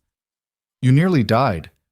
I felt it through the bond, felt you sacrifice yourself in some dramatic battle, because apparently you have a death wish and no sense of self-preservation whatsoever. I was protecting my kingdom. You were giving up. Her voice cracked. I felt it, Kaelin. Felt you let go. Felt the bond starting to snap completely. And She stopped, jaw clenched tight. Kaelin stared at her, trying to process that she was really here, really standing in his room after months of absence, trying to understand why she looked so angry instead of satisfied that he was finally facing consequences. Why are you here, Celine? Because apparently I'm as much an idiot as you are. She sank into the chair Rowan had vacated, suddenly looking exhausted. I felt you dying, and I told myself it wasn't my problem, that you made your choices and I made mine, that I didn't owe you anything. You don't owe me anything. I know that. Her eyes snapped back to his. But then I kept thinking about all those wolves in your kingdom, the children, the elderly, the warriors who followed you into battle because they believed in you. And I realized they didn't deserve to suffer because their alpha is a stubborn fool who rejected his mate out of fear. So you came to save them. Not me. Something flickered in her expression. Does it matter? It matters to me. Celine studied him for a long moment. Those silver eyes seeing too much. You look terrible. I'm dying. Terrible comes with the territory. Stop joking. She leaned forward. Do you want to die, Kaelin? The question hung between them, brutal in its honesty. No, he said finally. But I don't know if I deserve to live either. I destroyed something sacred because I was afraid. Destroyed you. The kingdom. Everything. You're right. You did destroy things. Celine's voice was hard. You broke my heart in front of hundreds of witnesses. You made me feel worthless and unwanted. You taught me that even the goddess's promises can be thrown away when someone decides their fear is more important than faith. I'm sorry. The words felt inadequate, useless. I'm so damn sorry, Celine. I know you are. She stood, moving to the window where Rowan had been standing. The question is whether sorry is enough. Whether anything is enough to fix what you broke. Kaelin's chest constricted with more than just physical pain. It's not. I know it's not. That's why I didn't want them to contact you. You deserve better than being dragged back here to save the man who rejected you. And yet here I am. She turned to face him fully, and in the afternoon light streaming through the window, she looked almost ethereal, like something not quite of this world. I'm not here because I forgive you, she said quietly. I'm not here because the bond compels me. I'm here because innocent wolves shouldn't suffer for your mistakes. Because children shouldn't go hungry, and warriors shouldn't die because their alpha was too proud to accept help when he needed it. So you'll restore the bond? Hope flickered in Kaelin's chest, fragile and desperate.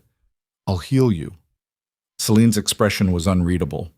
Whether the bond restores, that's not something I control. That's between you, me, and the goddess. And right now, 2 out of 3 of us are still deciding if you're worth saving. Fair enough. But Kaelin. She moved closer, until she was standing right beside his bed, until he could smell honeysuckle and rain, could feel the bond pulling between them like a physical cord. If I do this, if I heal you and somehow we restore the bond, things change. I'm not the broken girl you rejected. I won't be something you can discard when fear strikes again. I wouldn't. You did it once. Her voice was steel. You'll have to prove to me every single day that you won't do it again. That when things get hard or scary or complicated, you won't run. Because, Kaelin, I can survive your rejection once. I barely survived it, but I won't survive it twice. He looked up at her, this woman he'd thrown away, this mate he'd been too afraid to claim, and saw the truth written in every line of her face. She was giving him a chance he didn't deserve. One chance. One opportunity to prove he'd learned something from the catastrophe he'd created. He could accept it and spend the rest of his life trying to earn back what he'd destroyed. Or he could refuse, release her from the bond completely, and let her find happiness somewhere else while he died with a clear conscience.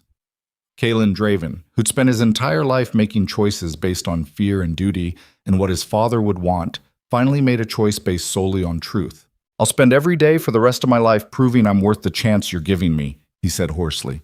I'll probably fail sometimes. I'll definitely make mistakes. But I swear to you, Celine, I will never reject you again. I will never choose fear over faith, and I will never, ever take you for granted. Her eyes glistened. That's a big promise. I know, but I mean it. Every word. Celine held his gaze for another long moment. Then she nodded once, sharp and decisive. All right, let's save your life. Then we'll see if we can save the bond. She reached for his hand, her fingers warm against his fevered skin. Fair warning, this is going to hurt. Everything already hurts. She smiled, small and sad. Then you're about to learn there are different kinds of pain, Alpha King. She placed her other hand over his heart, right where the bond pulsed weak and damaged. Her power flowed into him, green and cool and alive, so different from his own brutal alpha strength, and Kaelin gasped at the sensation. It felt like being unmade and remade simultaneously. Felt like drowning and breathing for the first time. Felt like coming home to a place he'd never been, but always known existed. The bond between them flared bright and fierce, burning away the damage of rejection, the months of denial, the fear that had driven him to destroy it in the first place. And in that moment, with Celine's power flowing through him and their bond finally accepting what it was always meant to be, King Draven understood what he'd really rejected that night in the throne room. Not just a mate, not just a bond, but the chance to be more than what his father's ghost demanded. The chance to build something new instead of just protecting something old. The chance to love someone more than he feared losing them. He'd thrown it all away because an old prophecy told him to be afraid. He wouldn't make that mistake again. As consciousness faded, Celine's healing was overwhelming his damaged system. King held on to one final thought. If he survived this, if they somehow made it through to the other side, he would spend the rest of his life building the kingdom his mate deserved. Not his father's iron fang. Something better. Something worth the second chance she was giving him. Darkness claimed him, but this time it felt different. Not like dying, like transformation. King woke to the sound of rain and the feeling of being whole for the first time in months. His body didn't hurt. That was the first shock. The wounds that had been slowly killing him were gone. Not healed over with scar tissue, but actually gone, like they'd never existed. His alpha power hummed beneath his skin, strong and steady. No longer the flickering ember it had been, but a roaring fire. The bond pulsed in his chest, alive and fierce and real. Celine. He sat up too fast, the room spinning briefly before settling. He was in his chambers, afternoon light slanting through the windows. Someone had changed him into clean clothes and covered him with furs. The air smelled of herbs and rain and something else, honeysuckle. She'd been here. Was maybe still here. King stood on legs that felt steady for the first time in weeks. His wolf stirred inside him, no longer distant and dying, but present. Alert. Still cautious, like it didn't quite trust this reprieve, but there. The door opened. Rowan stepped in, stopping short when he saw King on his feet. "Brother, you're awake." The relief on his beta's face was palpable. "How do you feel?" "Like I was dead and someone dragged me back." King flexed his hands, testing his strength. "Where is she?" "The healer's quarters. She collapsed after healing you, apparently restoring a rejected mate bond while the alpha is actively dying takes a lot out of a person." Rowan's expression was carefully neutral. "She's been unconscious for 2 days." 2 days? How long was I? 3 days total. "You've been out for 3 days, King. The pack thought they'd lost you." Rowan moved closer. "We held off on any succession planning, but it was close. Thorn was already positioning himself to challenge for the throne. Of course he was." King felt anger stir beneath his relief. "Where is the council now? Waiting for you to wake up so they can either celebrate your recovery or figure out how to deal with the fact that the mate you publicly rejected is now the only reason you're alive." Rowan's smile was tight. "It's going to be a fun conversation. I need to see her first. She's resting," Talia said, not to disturb. "I need to see her, Rowan." The alpha command came out stronger than King intended. His beta's eyebrows rose, but he nodded. "All right. But brother, tread carefully. She saved your life, but she's not exactly happy about having to be here." "Noted."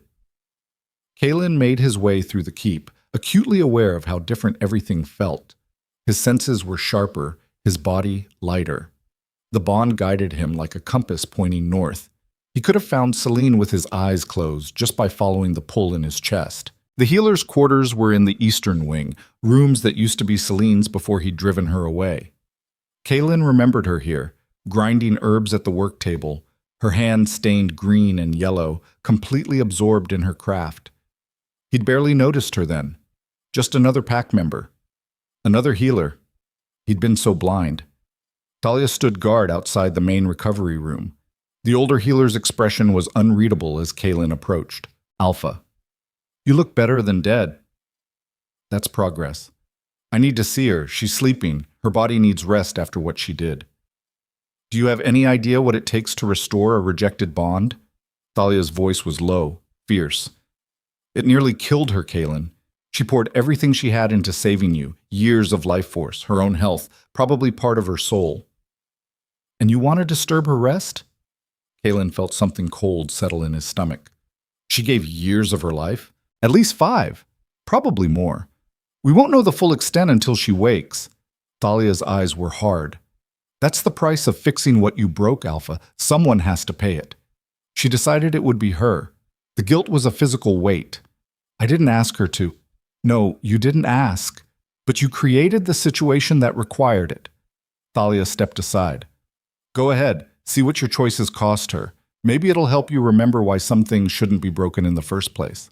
Kalen pushed open the door, his heart hammering. Celine lay in the bed, so still and pale she looked like a corpse. Her dark hair spread across the pillow, and there were new lines around her eyes that hadn't been there before. She looked older, worn, like healing him had aged her in ways that couldn't be measured in years alone. He moved to her bedside, every instinct screaming at him to reach out, to touch her, to make sure she was real and breathing. But he didn't. He had no right. Instead, he sank into the chair beside the bed and watched her sleep, cataloging every breath, every tiny movement. The bond between them pulsed steady and strong, a connection that had been dead and was now alive again because she'd sacrificed herself for a kingdom that wasn't even hers, for an alpha who'd rejected her. I'll spend the rest of my life making this right, he promised silently. I'll build you a kingdom worth what you gave. I'll prove I'm worth the price you paid. But the words felt empty even in his own head. How did you repay someone for giving up years of their life? For saving you when you destroyed them first? Celine's eyes opened. For a moment, they just stared at each other. Then her expression hardened, silver eyes going cold. You're supposed to be resting. Her voice was hoarse, tired. So are you. I collapsed. You were actively dying. There's a difference. She tried to sit up, grimaced, and fell back against the pillows. Talia probably already lectured you about disturbing me. She mentioned it. And yet here you are. Celine's smile was sharp, bitter. Do you ever follow anyone's advice, Alpha King? Not historically, no. Kalen leaned forward, elbows on his knees. Thalia said you gave years of your life to heal me. 5 years. Maybe 6. She said it like it was nothing. The bond restoration required a sacrifice. I made it. Why? Because the alternative was watching an entire kingdom collapse. She met his eyes. Don't mistake this for forgiveness, Kalen. I didn't do it for you. I did it for all the wolves who'd die if Iron Fang fell. The children, the elderly, the innocents who had nothing to do with your poor choices. I know. And nothing. Celine cut him off. You're alive. The bond is restored. That's all that matters right now. What happens next is something we'll figure out when I can stand without passing out. Fair enough. Kalen stood to leave, then paused. For what it's worth, I'm sorry. For all of it. For what I took from you then, and what I took from you now. Sorry doesn't give me back 5 years, but it's a start. Her eyes closed, exhaustion pulling her under. Now get out. Let me sleep. We'll deal with the mess you've made when I'm strong enough to yell at you properly. Despite everything, Kalen felt his mouth twitch. Yes, ma'am. He left her there and stepped into the corridor, where Talia waited with her arms crossed. She hates me. She doesn't hate you. If she hated you, she'd have let you die. Talia's expression softened slightly. She's hurt and angry and exhausted, and she just gave up years of her life for a man who threw her away. Give her time. And Alpha? Don't screw this up again. There won't be a third chance. I know. Kalen made his way back through the keep, mind churning. The bond was restored, but the relationship was in shambles. The kingdom had survived the immediate crisis, but at what cost? And the council, they'd want answers, want to know why the rejected mate was suddenly their queen in all but name. He needed a plan, needed to figure out how to navigate the political nightmare he'd created. But first, he needed to know where everyone stood. He found Rowan in the war room, standing over maps like he'd been there for hours. His beta looked up as Kalen entered. She awake? Yeah. And pissed. Kalen moved to the table. What's the situation? Complicated. Rowan pointed to various marks on the map. The victory over Bloodfang bought us breathing room. The other rival packs backed off when word spread. But internally, things are a mess. Half the council thinks you've lost your mind. The other half thinks the goddess intervened and we should be grateful. And Thorn? Rowan's expression darkened. Thorn is consolidating support.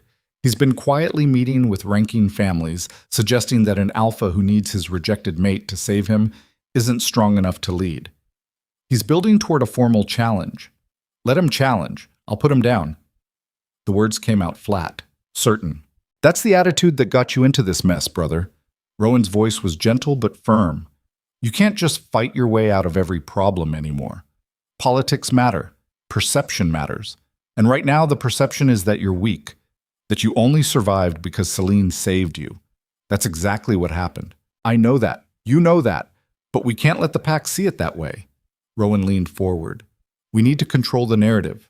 Position Celine as your strength, not your weakness. Make the mate bond a strategic advantage instead of a liability. How do I do that when she barely tolerates being in the same room as me? You earn back her trust. Publicly. Obviously. Make it clear she's not just your mate, but your equal, your partner. Rowan's eyes were serious. This isn't your father's kingdom anymore, Kaylin. The old ways, ruling through dominance and fear, they're what got us into this situation. Maybe it's time for something different. The words hit harder than Kaylin expected. His entire life had been shaped by his father's philosophy. Be strong, be ruthless, never show weakness. The pack comes first, always, and emotions were luxuries that got people killed. But that philosophy had nearly destroyed everything. You're right. The admission felt strange on his tongue. I can't do this the way he did. I need... A knock interrupted him. Marcus stuck his head in, face grim. Alpha, we have a problem. Border Patrol just found something. What kind of something? Bodies. 3 of our scouts dead. Throats torn out, left at the boundary like a message. Kaylin's blood went cold. Which border? Northern. Near Shadowfen territory. Shadowfen was neutral. They'd stayed out of the recent conflicts, maintained careful distance from Iron Fang's troubles. If they were attacking now, get a team ready, Kaylin ordered. I want to see this myself. Alpha, you just recovered. Maybe you should... I'm going. Kaylin cut off Rowan's protest. If someone's declaring war, I need to see it firsthand. They rode out within the hour. Kaylin, Rowan, Marcus, and a dozen elite warriors. The northern border was a hard ride, taking them through dense forest and rocky terrain. Kaylin pushed them fast, feeling his newly restored strength singing through his veins. The bond pulsed steadily in his chest. Celine was still resting back at the keep, but he could feel her through the connection, tired, hurt, but alive. It was strange having that awareness again after months of it being broken and silent. They found the bodies exactly where Marcus said they'd be. 3 wolves, all young, all from good families. They'd been slaughtered with brutal efficiency, throats ripped out, bodies left in a careful triangle formation. A message, like Marcus said. But what message? Kaylin knelt beside the nearest corpse, studying the wounds. These weren't made by claws. These were fangs. Deliberate killing bites, not the chaotic damage of a fight. This was an execution. Alpha. Rowan crouched beside another body. Look at this. There was something carved into the ground beneath the dead wolf. A symbol. Kaylin stared at it, recognition crawling up his spine like spiders. It was his father's mark, the old pack sigil from before Kaylin took the throne. What the hell? Movement in the trees. Kaylin's head snapped up, his wolf surging to attention, his warriors spread out, weapons ready, senses on high alert. A figure stepped out of the forest. Councilman Thorn. He wasn't alone. Behind him came a dozen wolves, all ranking pack members, all warriors Kaylin recognized. They carried weapons and wore expressions of cold determination. Kaylin stood slowly, every muscle tensing. Thorn. Want to explain what you're doing at my murdered scouts' location? Your scouts? Thorn's smile was sharp. That's the problem, Kaylin. They're not yours anymore. None of this is yours. The warriors with Thorn spread out, forming a semicircle. Kaylin's own people closed ranks around him, but they were outnumbered. You're making a mistake, Rowan growled. The only mistake was waiting this long. Thorn stepped closer, fearless in a way that sent alarms blaring through Kaylin's head. You're weak, Kaylin. You rejected your mate. nearly destroyed the kingdom, and only survived because she took pity on you. That's not strength. That's pathetic. Careful, Thorn. Kaelin's voice dropped to Alpha Command. You're walking a very dangerous line. Am I? Because from where I'm standing, you're the one in danger. Thorn gestured to the bodies. These scouts? They were loyal to you. They refused to join us when we asked, so we gave them a choice: stand down or die. They chose poorly. The pieces clicked together with horrible clarity. This wasn't an outside attack, this was an internal coup. How many? Kaelin's voice was deadly quiet. How many have you turned? Enough. Half the warriors, most of the council, even some of your precious healers. Thorn's expression was triumphant. We're tired of weak leadership, Kaelin. Your father built this kingdom on strength, and you've been dismantling it piece by piece with your sentiment and your rejected mate and your pathetic attempts at redemption. So you killed 3 innocents to make a point. We removed obstacles. Thorn's voice was cold. And now we're removing you. The council has voted. You're no longer fit to lead Ironfang. Step down peacefully, and we'll let you and your mate leave the territory alive. Refuse, and we'll put you down like the weak alpha you've become. Kaelin felt his wolf snarling, felt the rage building. But beneath it was something colder, sharper, a clarity he'd never had before. This was his father's legacy. This was what happened when you built a kingdom on fear and dominance and nothing else. Eventually, someone always tried to take it by force, because that was the only language they understood. And Thorn was right about one thing: Kaelin was weak. Not physically, not anymore, but in all the ways that mattered to wolves like this. He'd shown vulnerability, shown emotion, shown that he valued something more than power. They saw it as a fatal flaw. Maybe it was. I'm not stepping down, Kaelin said quietly. This is my kingdom. My pack. You want it? Come take it. Thorn's smile widened. I was hoping you'd say that. The attack came fast and coordinated. Thorn's warriors hit Kaelin's group from multiple angles, forcing them to split their defense. Kaelin shifted mid-motion, his wolf form exploding outward with restored power, and collided with the nearest attacker with bone-crushing force. The fight was vicious. Kaelin tore through enemies with savage efficiency, his alpha power fully restored and burning hot. But for every wolf he put down, 2 more appeared. They kept coming, wave after wave, and he realized with sick certainty that Thorn had been planning this for a long time. This wasn't a spur-of-the-moment coup. This was calculated, organized, the result of months of careful recruitment and preparation. Rowan fought at his back, the 2 of them moving in perfect sync the way they had for years. But even his beta's skill wasn't enough. They were being overwhelmed. Marcus went down with a scream, his leg torn open. Another of Kaelin's warriors fell, then another. They were losing. Kaelin, we need to retreat. Rowan's voice in his head, urgent and afraid.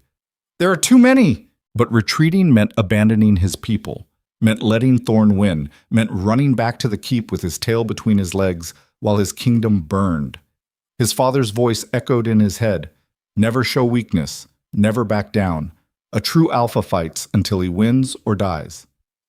But his father's philosophy had created this situation, had built a kingdom so brittle and fear-based that half of it had turned traitor the moment their alpha showed vulnerability. Maybe it was time to stop listening to ghosts. Retreat, Kaelin ordered his remaining warriors. Fall back to the keep, now. They ran. It felt like dying. Every instinct in Kaelin's body screamed at him to stand and fight, to hold his ground, to prove he was strong enough. But he ran anyway, feeling Thorn's mocking laughter chase them through the forest.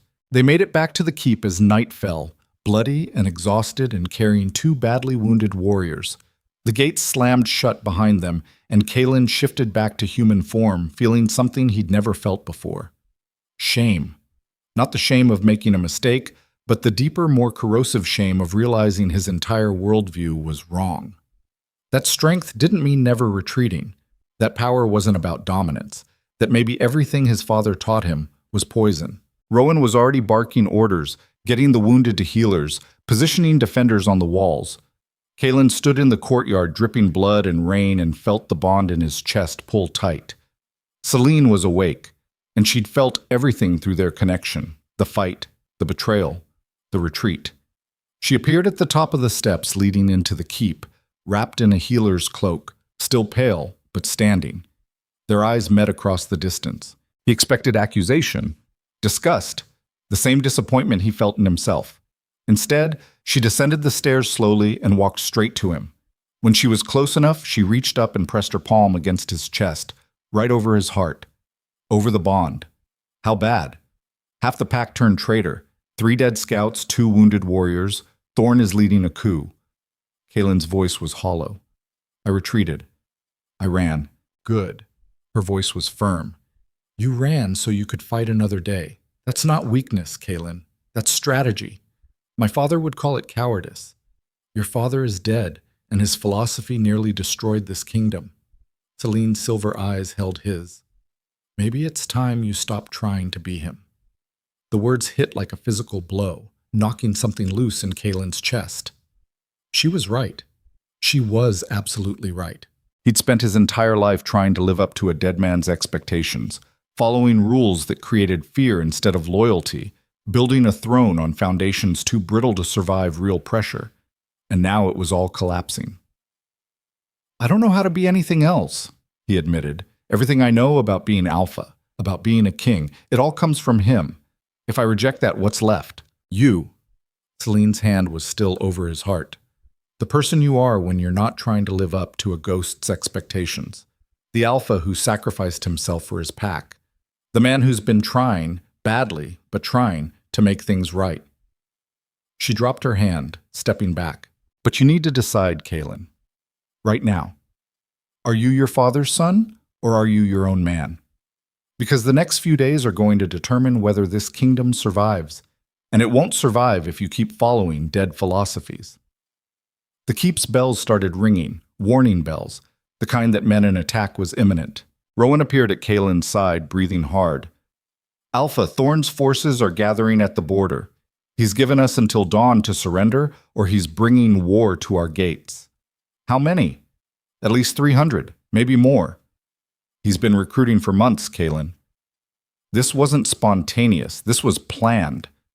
Rowan's expression was grim. We have maybe 150 loyal warriors left. We're outnumbered 2-1. Can we hold? Against those odds? With half our forces injured or dead from previous battles? Rowan's silence was answer enough. Kaylin looked around at his kingdom, the keep his grandfather built, the walls his father reinforced, the territory his family had held for 3 generations, everything he'd been raised to protect, to fight for, to die for if necessary. And he realized with crystal clarity that holding on to it the old way would only get more people killed, which meant there was only one choice left, the choice his father would never have made, the choice that would destroy his legacy but might save his people. Gather the council, Kaylin said quietly. Everyone's still loyal. I need to speak with them immediately.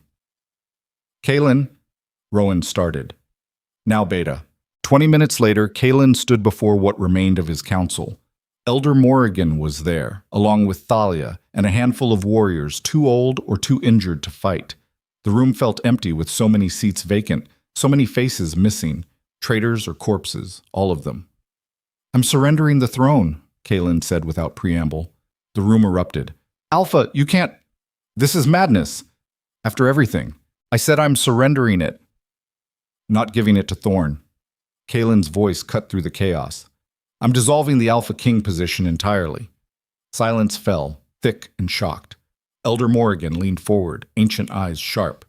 Explain. This kingdom was built on my father's philosophy. Rule through strength, never show weakness, dominance above all else. That philosophy created a pack so fragile that half of it turned traitor the moment their alpha showed vulnerability. Kaylin's voice was steady, certain. We can't survive like this. We won't survive like this. So we change. Change to what? Thalia asked. A council-led pack. Multiple voices instead of one absolute ruler. Shared power instead of concentrated authority. Kaylin looked at each of them. I'll fight Thorn for the right to stay. I'll put him down in single combat if I have to. But after that, I'm stepping back. No more Alpha King. No more Iron Rule. Just a pack that makes decisions together. You're talking about dismantling 3 generations of tradition, Morrigan said slowly. I'm talking about saving our people. Kaelin met her eyes. My father's way nearly destroyed us. Thorn's way will finish the job. Maybe it's time we tried something different. The council members looked at each other, weighing, calculating. Finally, Morgan nodded. It's radical, unprecedented. Your father would be horrified. She smiled, thin and sharp. I think it's brilliant.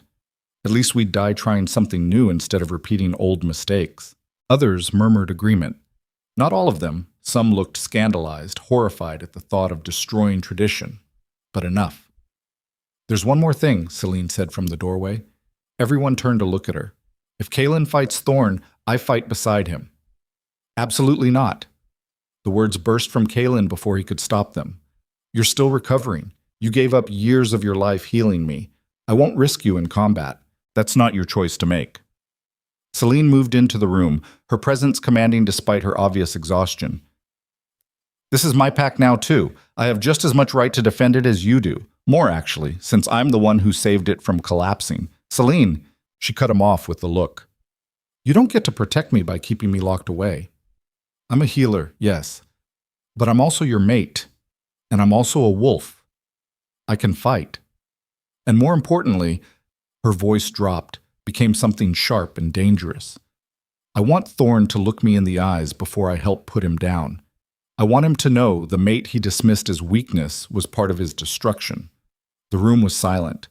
Then Morrigan started laughing, a dry cackle that shook her frail frame. Oh, I like her. Your father would have hated her, which makes me love her even more. The elder's eyes gleamed. All right then. Tomorrow at dawn, you both face Thorn. Win, and we rebuild. Lose, and it won't matter anyway, because we'll all be dead or scattered. Encouraging, Rowan muttered. The meeting dissolved, people moving to prepare for battle or say quiet goodbyes to loved ones. Kaelin stood alone as they filtered out, feeling the weight of what he'd just committed to. He was going to destroy his father's legacy, dismantle everything the Draven bloodline had built. And he was going to do it by embracing the exact vulnerability his father had taught him to fear. It should have felt wrong. Instead, it felt like breathing for the first time. Celine appeared beside him, close enough that he could smell honeysuckle and rain. You're sure about this? No, but I'm doing it anyway. Kaelin looked at her. You know you don't have to fight tomorrow. No one would think less of you. I would think less of me. Her jaw was set. I'm tired of being the victim in this story, Kaelin. Tomorrow, I choose to be something else. A warrior, a survivor who fights back. There's a difference. She held his gaze. And maybe, just maybe, your actual partner. Not the mate you accepted out of guilt or necessity, but the person who stands beside you because she chooses to. The bond flared between them, warm and fierce. I'd like that, Kaelin said quietly, though I have no idea how we get from here to there. We start by surviving tomorrow. Then we figure out the rest. Celine's smile was small, tired, but real. One catastrophe at a time, remember? One catastrophe at a time. They stood together in the empty council chamber as night deepened outside, two wolves bound by fate and choice and the wreckage of what came before. Tomorrow they'd face a traitor army and fight for a kingdom that might not survive. Tomorrow they'd either prove that change was possible or die trying. But tonight, for the first time since the blood moon ceremony that had started all of this, Kaelin Draven felt something he'd lost months ago. Hope. Fragile and frightening and completely terrifying, but hope nonetheless. The kind of hope that came from finally letting go of who you were supposed to be and embracing who you actually were. The kind that could either save everything or destroy what little remained. Dawn would tell them which. Dawn came cold and merciless. Kaelin stood on the eastern wall watching the sky bleed from black to gray to pale gold and thought about all the ways a man could die. Quick and clean with a bite to the throat. Slow and agonizing with wounds that wouldn't stop bleeding. Or worst of all, surviving but losing everything that made survival worth it. He'd faced death before, had stared it down in a dozen battles, felt its breath on his neck more times than he could count. But this was different. This wasn't death coming from enemies outside his borders. This was death wearing familiar faces, speaking with voices he'd known since childhood. Led by a man who'd sat at his council table and smiled while planning betrayal. That kind of death hurt worse than any wound. The The bond pulsed steady in his chest. Celine was awake, had been all night from what he could tell through their connection. Neither of them had slept. Sleep felt like a luxury reserved for people who weren't about to fight half their own kingdom at sunrise. Kalen flexed his hands, feeling his alpha power humming beneath his skin. Fully restored now, thanks to Celine's sacrifice. 5 years of her life traded for his. The weight of that debt sat heavy in his chest, right beside the bond that connected them. He wondered if she regretted it, if somewhere in the dark hours before dawn, she'd looked at what was coming and wished she'd let him die instead. Movement behind him. Rowan approached carrying 2 swords, both freshly sharpened. His beta's face was grim, exhausted, but determined. Thorn's forces are assembling at the north gate. His voice was rough from shouting orders all night. 312 by last count. We've got 147 loyal warriors, plus maybe 30 civilians who can fight if it comes to that. So we're outnumbered more than 2 to 1. Kalen took one of the swords, testing its weight. Good odds. You have a strange definition of good, brother. I meant good for making legends. You don't get songs written about fair fights. Kalen's smile was sharp, bitter. You get them written about desperate last stands where idiots like us chose honor over survival. There are easier ways to become a legend, like not starting a civil war. I didn't start it. I just created the conditions that made it inevitable. Kalen turned from the view.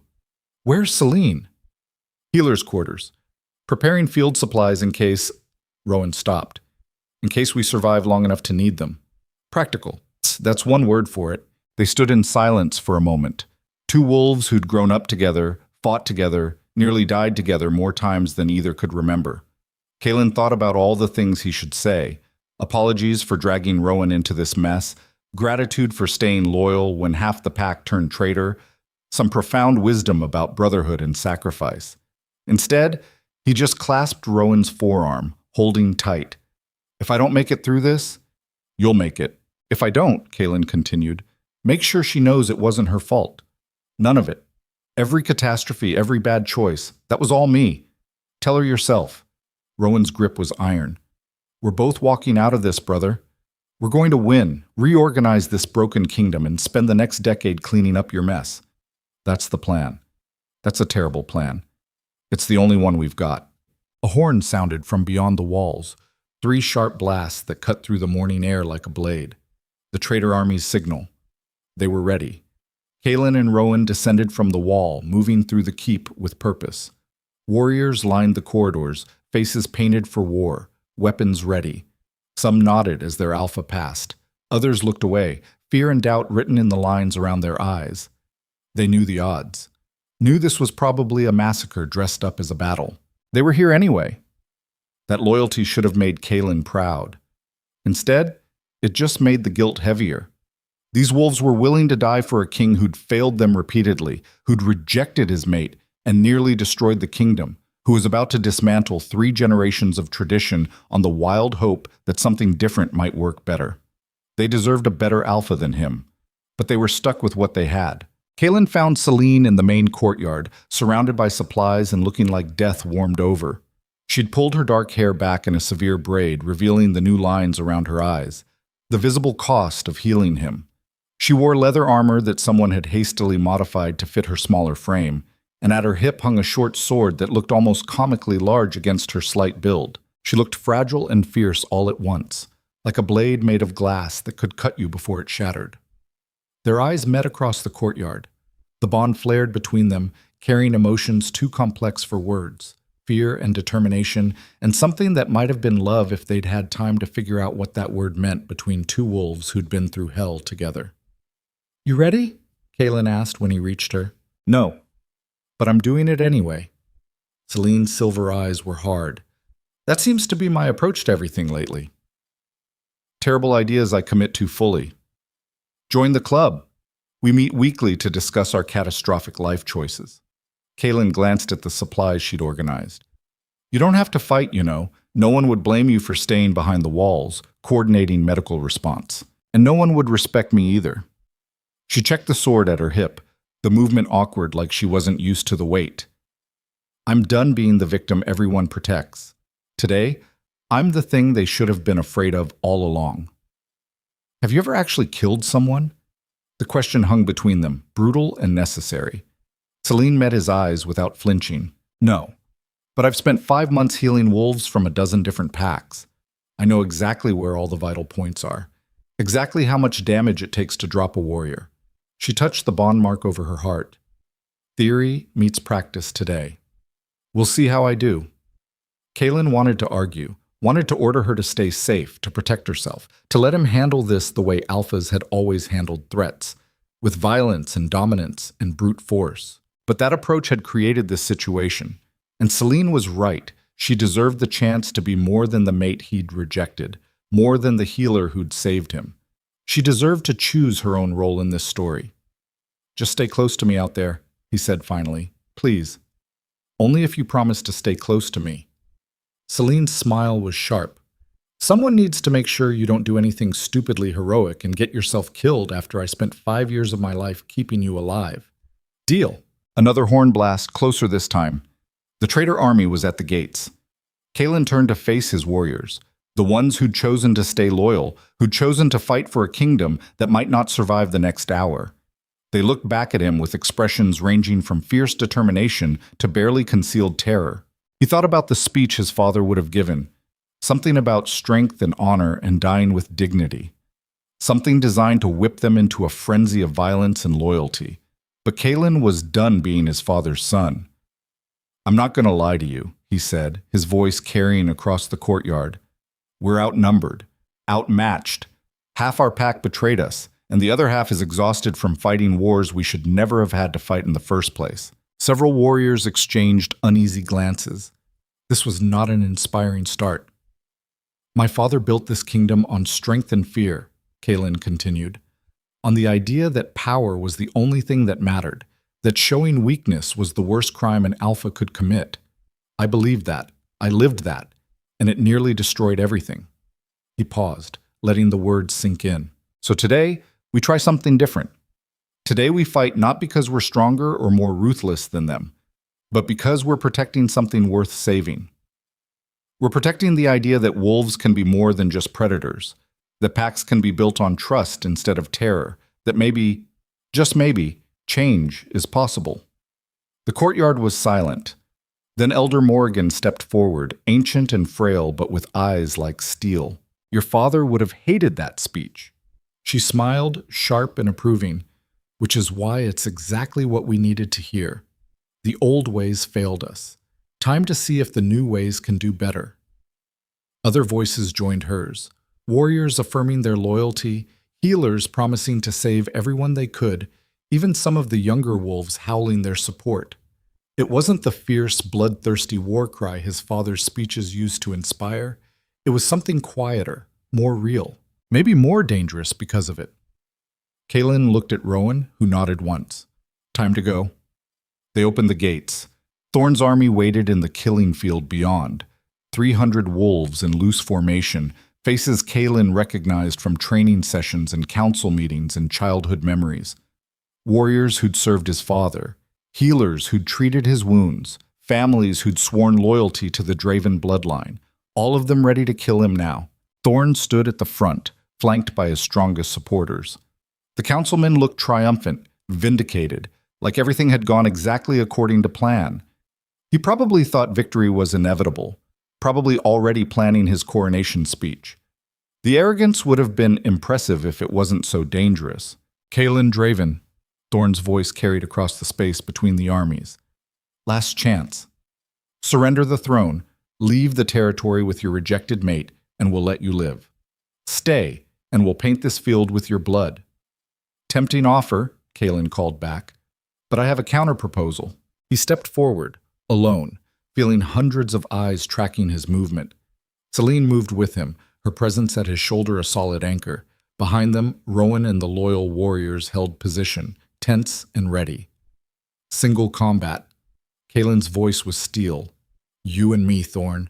Winner takes leadership of the pack. No one else has to die today. Thorn laughed, the sound carrying cruel amusement.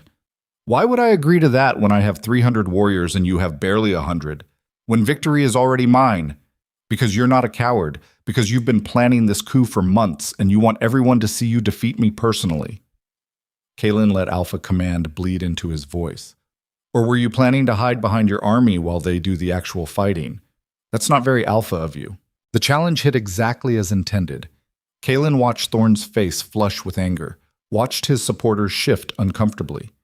In wolf culture, refusing a direct challenge from another alpha was almost as bad as running from battle. Thorn had to accept or lose face with his own followers. Fine. The councilman's smile was vicious. Single combat. When I rip your throat out, your mate can watch and remember what happens to weak alphas who forget their place. Looking forward to it. They moved to the center of the field, the two armies forming a rough circle around them. This was old-school pack justice, combat to determine leadership, witnessed by all, binding on everyone. Winner took control. Loser died. Simple. Brutal. Final. Kalen shed his shirt, feeling the morning air cold against his skin. Across from him, Thorn did the same, revealing a body covered in scars from a lifetime of fighting. The councilman was older, more experienced, and absolutely convinced he was going to win. Maybe he was right. Kalen glanced back at Celine, who stood at the edge of the circle with Rowan. Her silver eyes met his, and through the bond he felt her sending everything she had. Strength, determination, fierce protective rage. "Don't you dare die on me," her expression said. "Not after everything." Wouldn't dream of it, he thought back, hoping she could feel it through their connection. Then Thorn shifted and all thought disappeared beneath the roar of combat.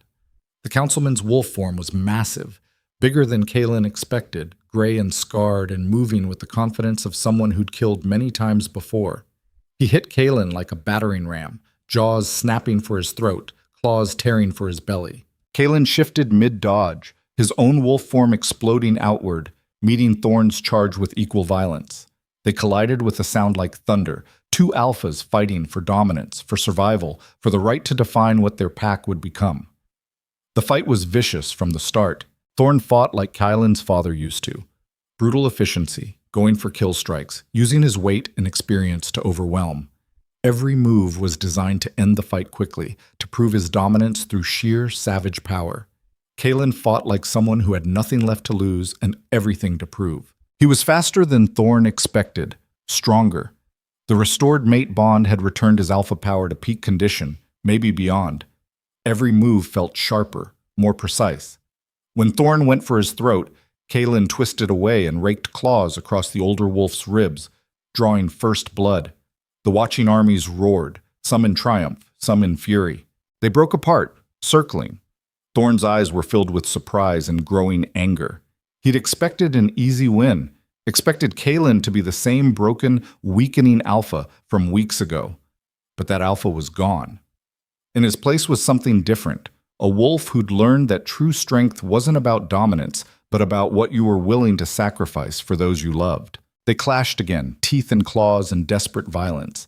Kalen felt his flesh tear, felt blood running hot down his side, but he ignored the pain.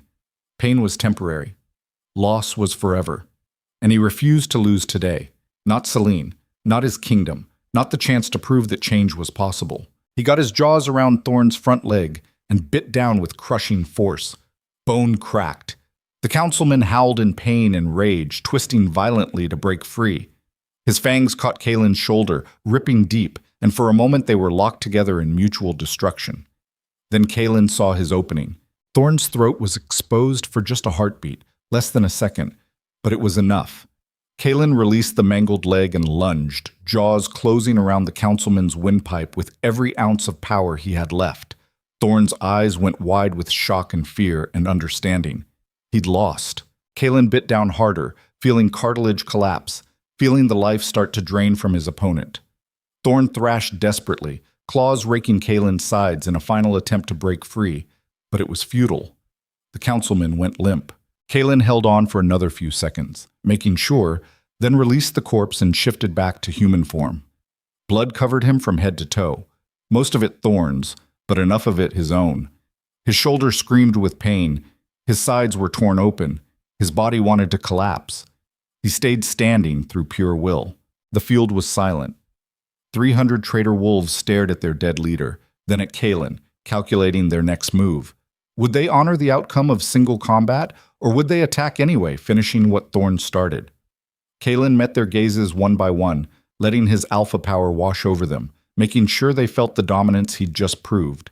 "It's over," he said, his voice carrying despite his exhaustion. Thorn challenged and lost. "Anyone who wants to continue his rebellion can step forward now. We'll settle it the same way." No one moved. Smart. Kalen swayed slightly, catching himself.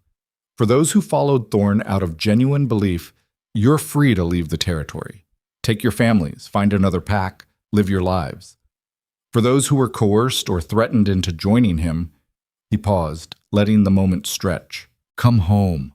The pack needs you. I need you. And I'm willing to start over if you are." For a long moment, nothing happened. Then one wolf stepped forward from Thorn's army, a young warrior named Seth, who'd trained under Kalen's father. He walked slowly across the field and dropped to one knee before Kalen. "I was wrong, Alpha." Seth's voice shook.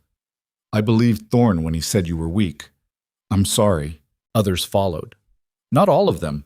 Maybe half of Thorn's army stayed in place, choosing exile over reconciliation. But enough came forward that Kalen felt something like hope spark in his chest. Maybe this could work. Maybe forgiveness was possible. Maybe... The arrow came out of nowhere. Kalen felt it punch into his back, just left of his spine, the impact driving him to his knees. Pain exploded through his body, white-hot and disorienting. He heard screaming, Celine's voice, Rowan's, dozens of others, but it all sounded distant, muffled. He looked down and saw the arrow point protruding from his chest. Someone had shot him from behind, during the reconciliation, while he'd been offering mercy. The betrayal hurt worse than the wound. Chaos erupted. Warriors charged from both sides, the fragile peace shattering into violence. Kalen tried to stand, to fight, to do something, but his legs wouldn't cooperate. His alpha power was bleeding out along with his blood, pooling on the ground beneath him. Then Celine was there, materializing out of the chaos like an avenging spirit. Her hands pressed against his chest, her eyes blazing silver with rage and terror. "Don't you dare!" Her voice was steel and desperation. "Don't you dare die after everything." Kalen tried to respond, but blood filled his mouth. The arrow had punctured something vital. Lung, maybe heart, he couldn't tell. His vision was graying at the edges. Through the bond, he felt Celine's power pouring into him, felt her trying to heal the wound, to stop the bleeding, to drag him back from the edge of death for the second time. But there was too much damage. The arrow had been designed to kill an alpha, probably poisoned or blessed or both. His body was shutting down faster than she could repair it. "I can't lose you," Celine's voice cracked. "Not like this. Not after everything we've survived." "You won't lose me," Kalen managed, each word agony. "The bond. It'll keep us connected even if—" "Shut up. Just shut up and let me work." Around them, the battle raged. Rowan appeared, standing guard over them both, his sword cutting down anyone who got too close. Loyal warriors formed a protective circle, holding off the remnants of Thorn's army who'd decided to finish what their leader started. But Kalen could feel himself fading, could feel the connection to his wolf growing weaker, the alpha power that defined him slipping away like water through his fingers. This was it. This was how it ended. Not in glorious combat, but shot from behind while offering mercy. The irony would have been funny if he wasn't dying. "Celine," he whispered, "listen to me. No, please, I need you to—" His words cut off as another wave of pain crashed through him. Celine's healing power was keeping him alive, but barely. She was burning through her own life force, spending herself to save him just like she had before. And suddenly Kalen understood with horrible clarity what was about to happen. She was going to kill herself trying to save him, was going to pour everything she had into healing a wound that couldn't be healed, and when she ran out of power, she'd start using her actual life. Not years this time, but everything. She'd burn out her own existence to keep him breathing. That's what the mate bond did when it was strong enough, gave you the power to sacrifice yourself completely for the person you loved. And Celine loved him enough to do it, even after everything he'd done to her, even after the rejection and the pain and the 5 years she'd already given up. She loved him enough to die for him. The realization broke something in Kalen's chest that had nothing to do with the arrow. "Stop!" he gasped, trying to push her hands away. "You're killing yourself." "I don't care." I do. You don't get to die for me. Not again, not ever. Then don't die. Her eyes were streaming with tears, her whole body shaking with effort. Please, Kaylin, please don't leave me. I just got you back. We just started figuring this out. You don't get to leave now. I'm sorry. The words were barely a whisper. For everything, for all of it. You deserved so much better than what I gave you. You're an idiot. Celine's laugh was broken, desperate. And I love you anyway. So you need to stay alive because I didn't give up 5 years of my life and spend months healing strangers just to watch you die in a field full of traitors. The bond between them pulsed with agonizing intensity, carrying emotions too vast for words. Love and regret and desperate hope all tangled together, two wolves connected so deeply that one's death would destroy them both. Kaylin felt his consciousness starting to slip, felt the darkness calling him down into silence. Around him, the sounds of battle were fading, replaced by something that sounded almost like singing. Then he felt it, a surge of power that didn't come from Celine. It came from the pack. Every wolf still fighting in that field, loyal and traitor alike, felt the alpha falling, felt the mate bond screaming with approaching death, and some primal instinct buried deep in their wolf DNA responded. The pack bond, the connection that linked every wolf to their alpha, flared to life with shocking intensity. Power flowed through it, from dozens of wolves to their dying king, an unconscious offering of strength from those who still believed the pack was worth saving. It wasn't much from each individual wolf. A spark, a breath, a heartbeat's worth of life force. But from 50 wolves, then 100, then more as even some of Thorn's former followers added their strength, it was enough, barely enough. The power slammed into Kaylin like a physical force, jump-starting his failing heart, forcing his lungs to expand, giving Celine's healing the boost it needed to actually work. The arrow was still in his chest, the poison still in his blood, but now he had the strength to fight it. He and Celine together, connected through the mate bond, supported by the pack bond, burning with desperate determination to survive. It took minutes that felt like hours. Kaylin floated in a space between life and death, feeling Celine's power weaving through him, feeling the pack's strength holding him together, feeling his own wolf clawing its way back from the edge. Then the arrow was out, torn free by Celine's hands. The wound closed, flesh knitting together faster than should have been possible. The poison burned away beneath the combined force of healing power and alpha strength, and Kaylin Draven opened his eyes to find himself still alive, still breathing, still connected to a mate who'd saved him twice now, and a pack that had chosen to save him even after everything he'd put them through. The battle had stopped. Warriors on both sides stood frozen, staring at the alpha who'd been shot down and somehow survived, at the mate whose healing had become legend, at the pack bond visible to wolf senses, glowing like golden threads connecting them all. Kaylin struggled to his feet, Celine supporting him, and looked out at his kingdom, broken, bloody, divided, but still breathing, still fighting, still choosing to believe that maybe, just maybe, something better was possible. And in that moment, standing in a field soaked with blood and betrayal, Kaylin finally understood what his father never had. True strength wasn't about dominance or fear or ruling alone. It was about being vulnerable enough to accept help, brave enough to change, strong enough to love someone more than you feared losing them. It was about building something worth saving, then trusting your people to help you save it. His father would have called it weakness. Kaylin called it survival. He opened his mouth to speak, to address the pack, to try to pull some meaning from the chaos. And that's when the howls started. Not from his territory, from beyond the borders, from the north and east and south, coming from multiple directions at once. Dozens of howls, maybe hundreds. The sound sent ice through Kaylin's veins because he recognized those voices, recognized the challenge in them. Every rival pack they'd fought, every enemy they'd made, every wolf who'd seen Iron Fang tear itself apart and decided now was the perfect time to strike. They were coming for the kill. All of them. At once. Rowan appeared at Kaylin's side, his face pale. "Brother, we have incoming. Multiple packs converging on our position. They must have been waiting for the right moment, and we just gave it to them." "How many?" Rowan's silence was answer enough. Kaylin looked at Celine, who was still supporting him, her face exhausted but determined. Then at his warriors, loyal and former traitor alike. all of them now staring at the borders where their enemies were gathering. They just survived a civil war, just barely pulled themselves back from complete destruction, and now they were about to face an invasion from every direction. Kalen started laughing. He couldn't help it. The situation was so absurd, so impossibly catastrophic, that laughter was the only response that made sense. Celine looked at him like he'd lost his mind. What's funny? Everything. We just fought for the right to rebuild this kingdom, and now we're about to lose it anyway. It's the universe's way of telling us we should have stayed in bed. The howls grew closer, a symphony of approaching death. So what do we do? Celine asked quietly. Kalen looked at her. This woman who'd given up years of her life for him, who'd saved him twice now, who loved him despite every reason not to. Then at Rowan, his brother in everything but blood. Then at his pack, exhausted and wounded and facing impossible odds.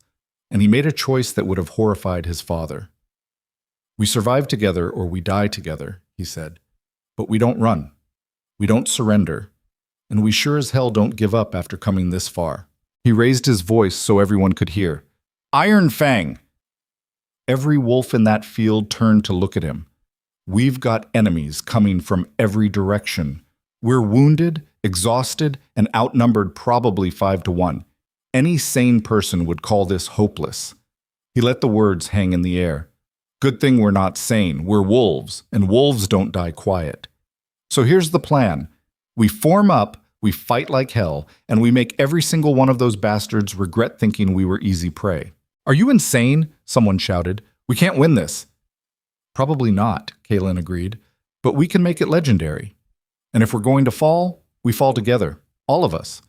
No more civil wars, no more betrayals, just one pack standing against the world. He extended his hand to Celine. You with me? She took it without hesitation. Always. Even when you're being an idiot. Rowan stepped up on his other side. Well, this is a terrible plan. I'm in. One by one, the warriors moved into formation. Loyal troops and former traitors standing shoulder to shoulder, putting aside their differences because the alternative was death. The howls were almost on top of them now. Kalen drew his sword, the blade slick with blood and his hand shaking with exhaustion, and faced the tree line where his enemies were about to emerge. This was it. The final stand. The moment where everything they'd fought for either survived or burned. No pressure. The first enemy wolves broke through the trees, dozens of them, then more, then hundreds pouring in from every direction like a flood of fangs and fury. Kalen felt Celine's hand squeeze his one last time, felt the bond between them blazing bright and fierce, felt his wolf rising to meet the threat despite the wounds and exhaustion. Then the armies collided, and the world became blood and chaos and desperate violence. And somewhere in the center of it all, an alpha king and his twice-rejected mate stood back to back, fighting for a kingdom that was already dying, for a love they'd barely begun to understand, for the desperate hope that maybe, just maybe, they could survive one more impossible situation. The battle raged around them, and Kalen had exactly one thought before the fighting consumed everything. If we make it through this, I'm never leaving bed again. Then a massive wolf lunged for his throat, and thought became survival, and survival became the only thing that mattered. The battle should have killed them all. Kalen would remember that later, in the quiet moments when sleep wouldn't come, and the weight of what they'd survived pressed down like physical force. 5 packs converging at once, hundreds of wolves pouring in from every direction, all of them smelling blood in the water and coming to finish what Iron Fang's civil war had started. It should have been a massacre. Instead, it became something else entirely. The moment the first wave hit, something shifted in the Iron Fang warriors. Maybe it was exhaustion pushing them past fear into that cold, empty place where survival instinct took over. Maybe it was the realization that they had nothing left to lose. No territory to retreat to, no reinforcements coming, just this field and this moment and the wolves standing beside them. Or maybe it was simpler than that. Maybe they just decided that if they were going to die, they'd die as a pack. United, the way they should have been all along. Kalen fought in a haze of pain and adrenaline, his body screaming protests with every movement. The arrow wound in his chest throbbed with each heartbeat, Celine's healing barely holding him together. His sword felt like it weighed 1,000 pounds, and his alpha power flickered like a candle in a hurricane. But he kept fighting. Beside him, Celine moved with a lethal grace that shocked him.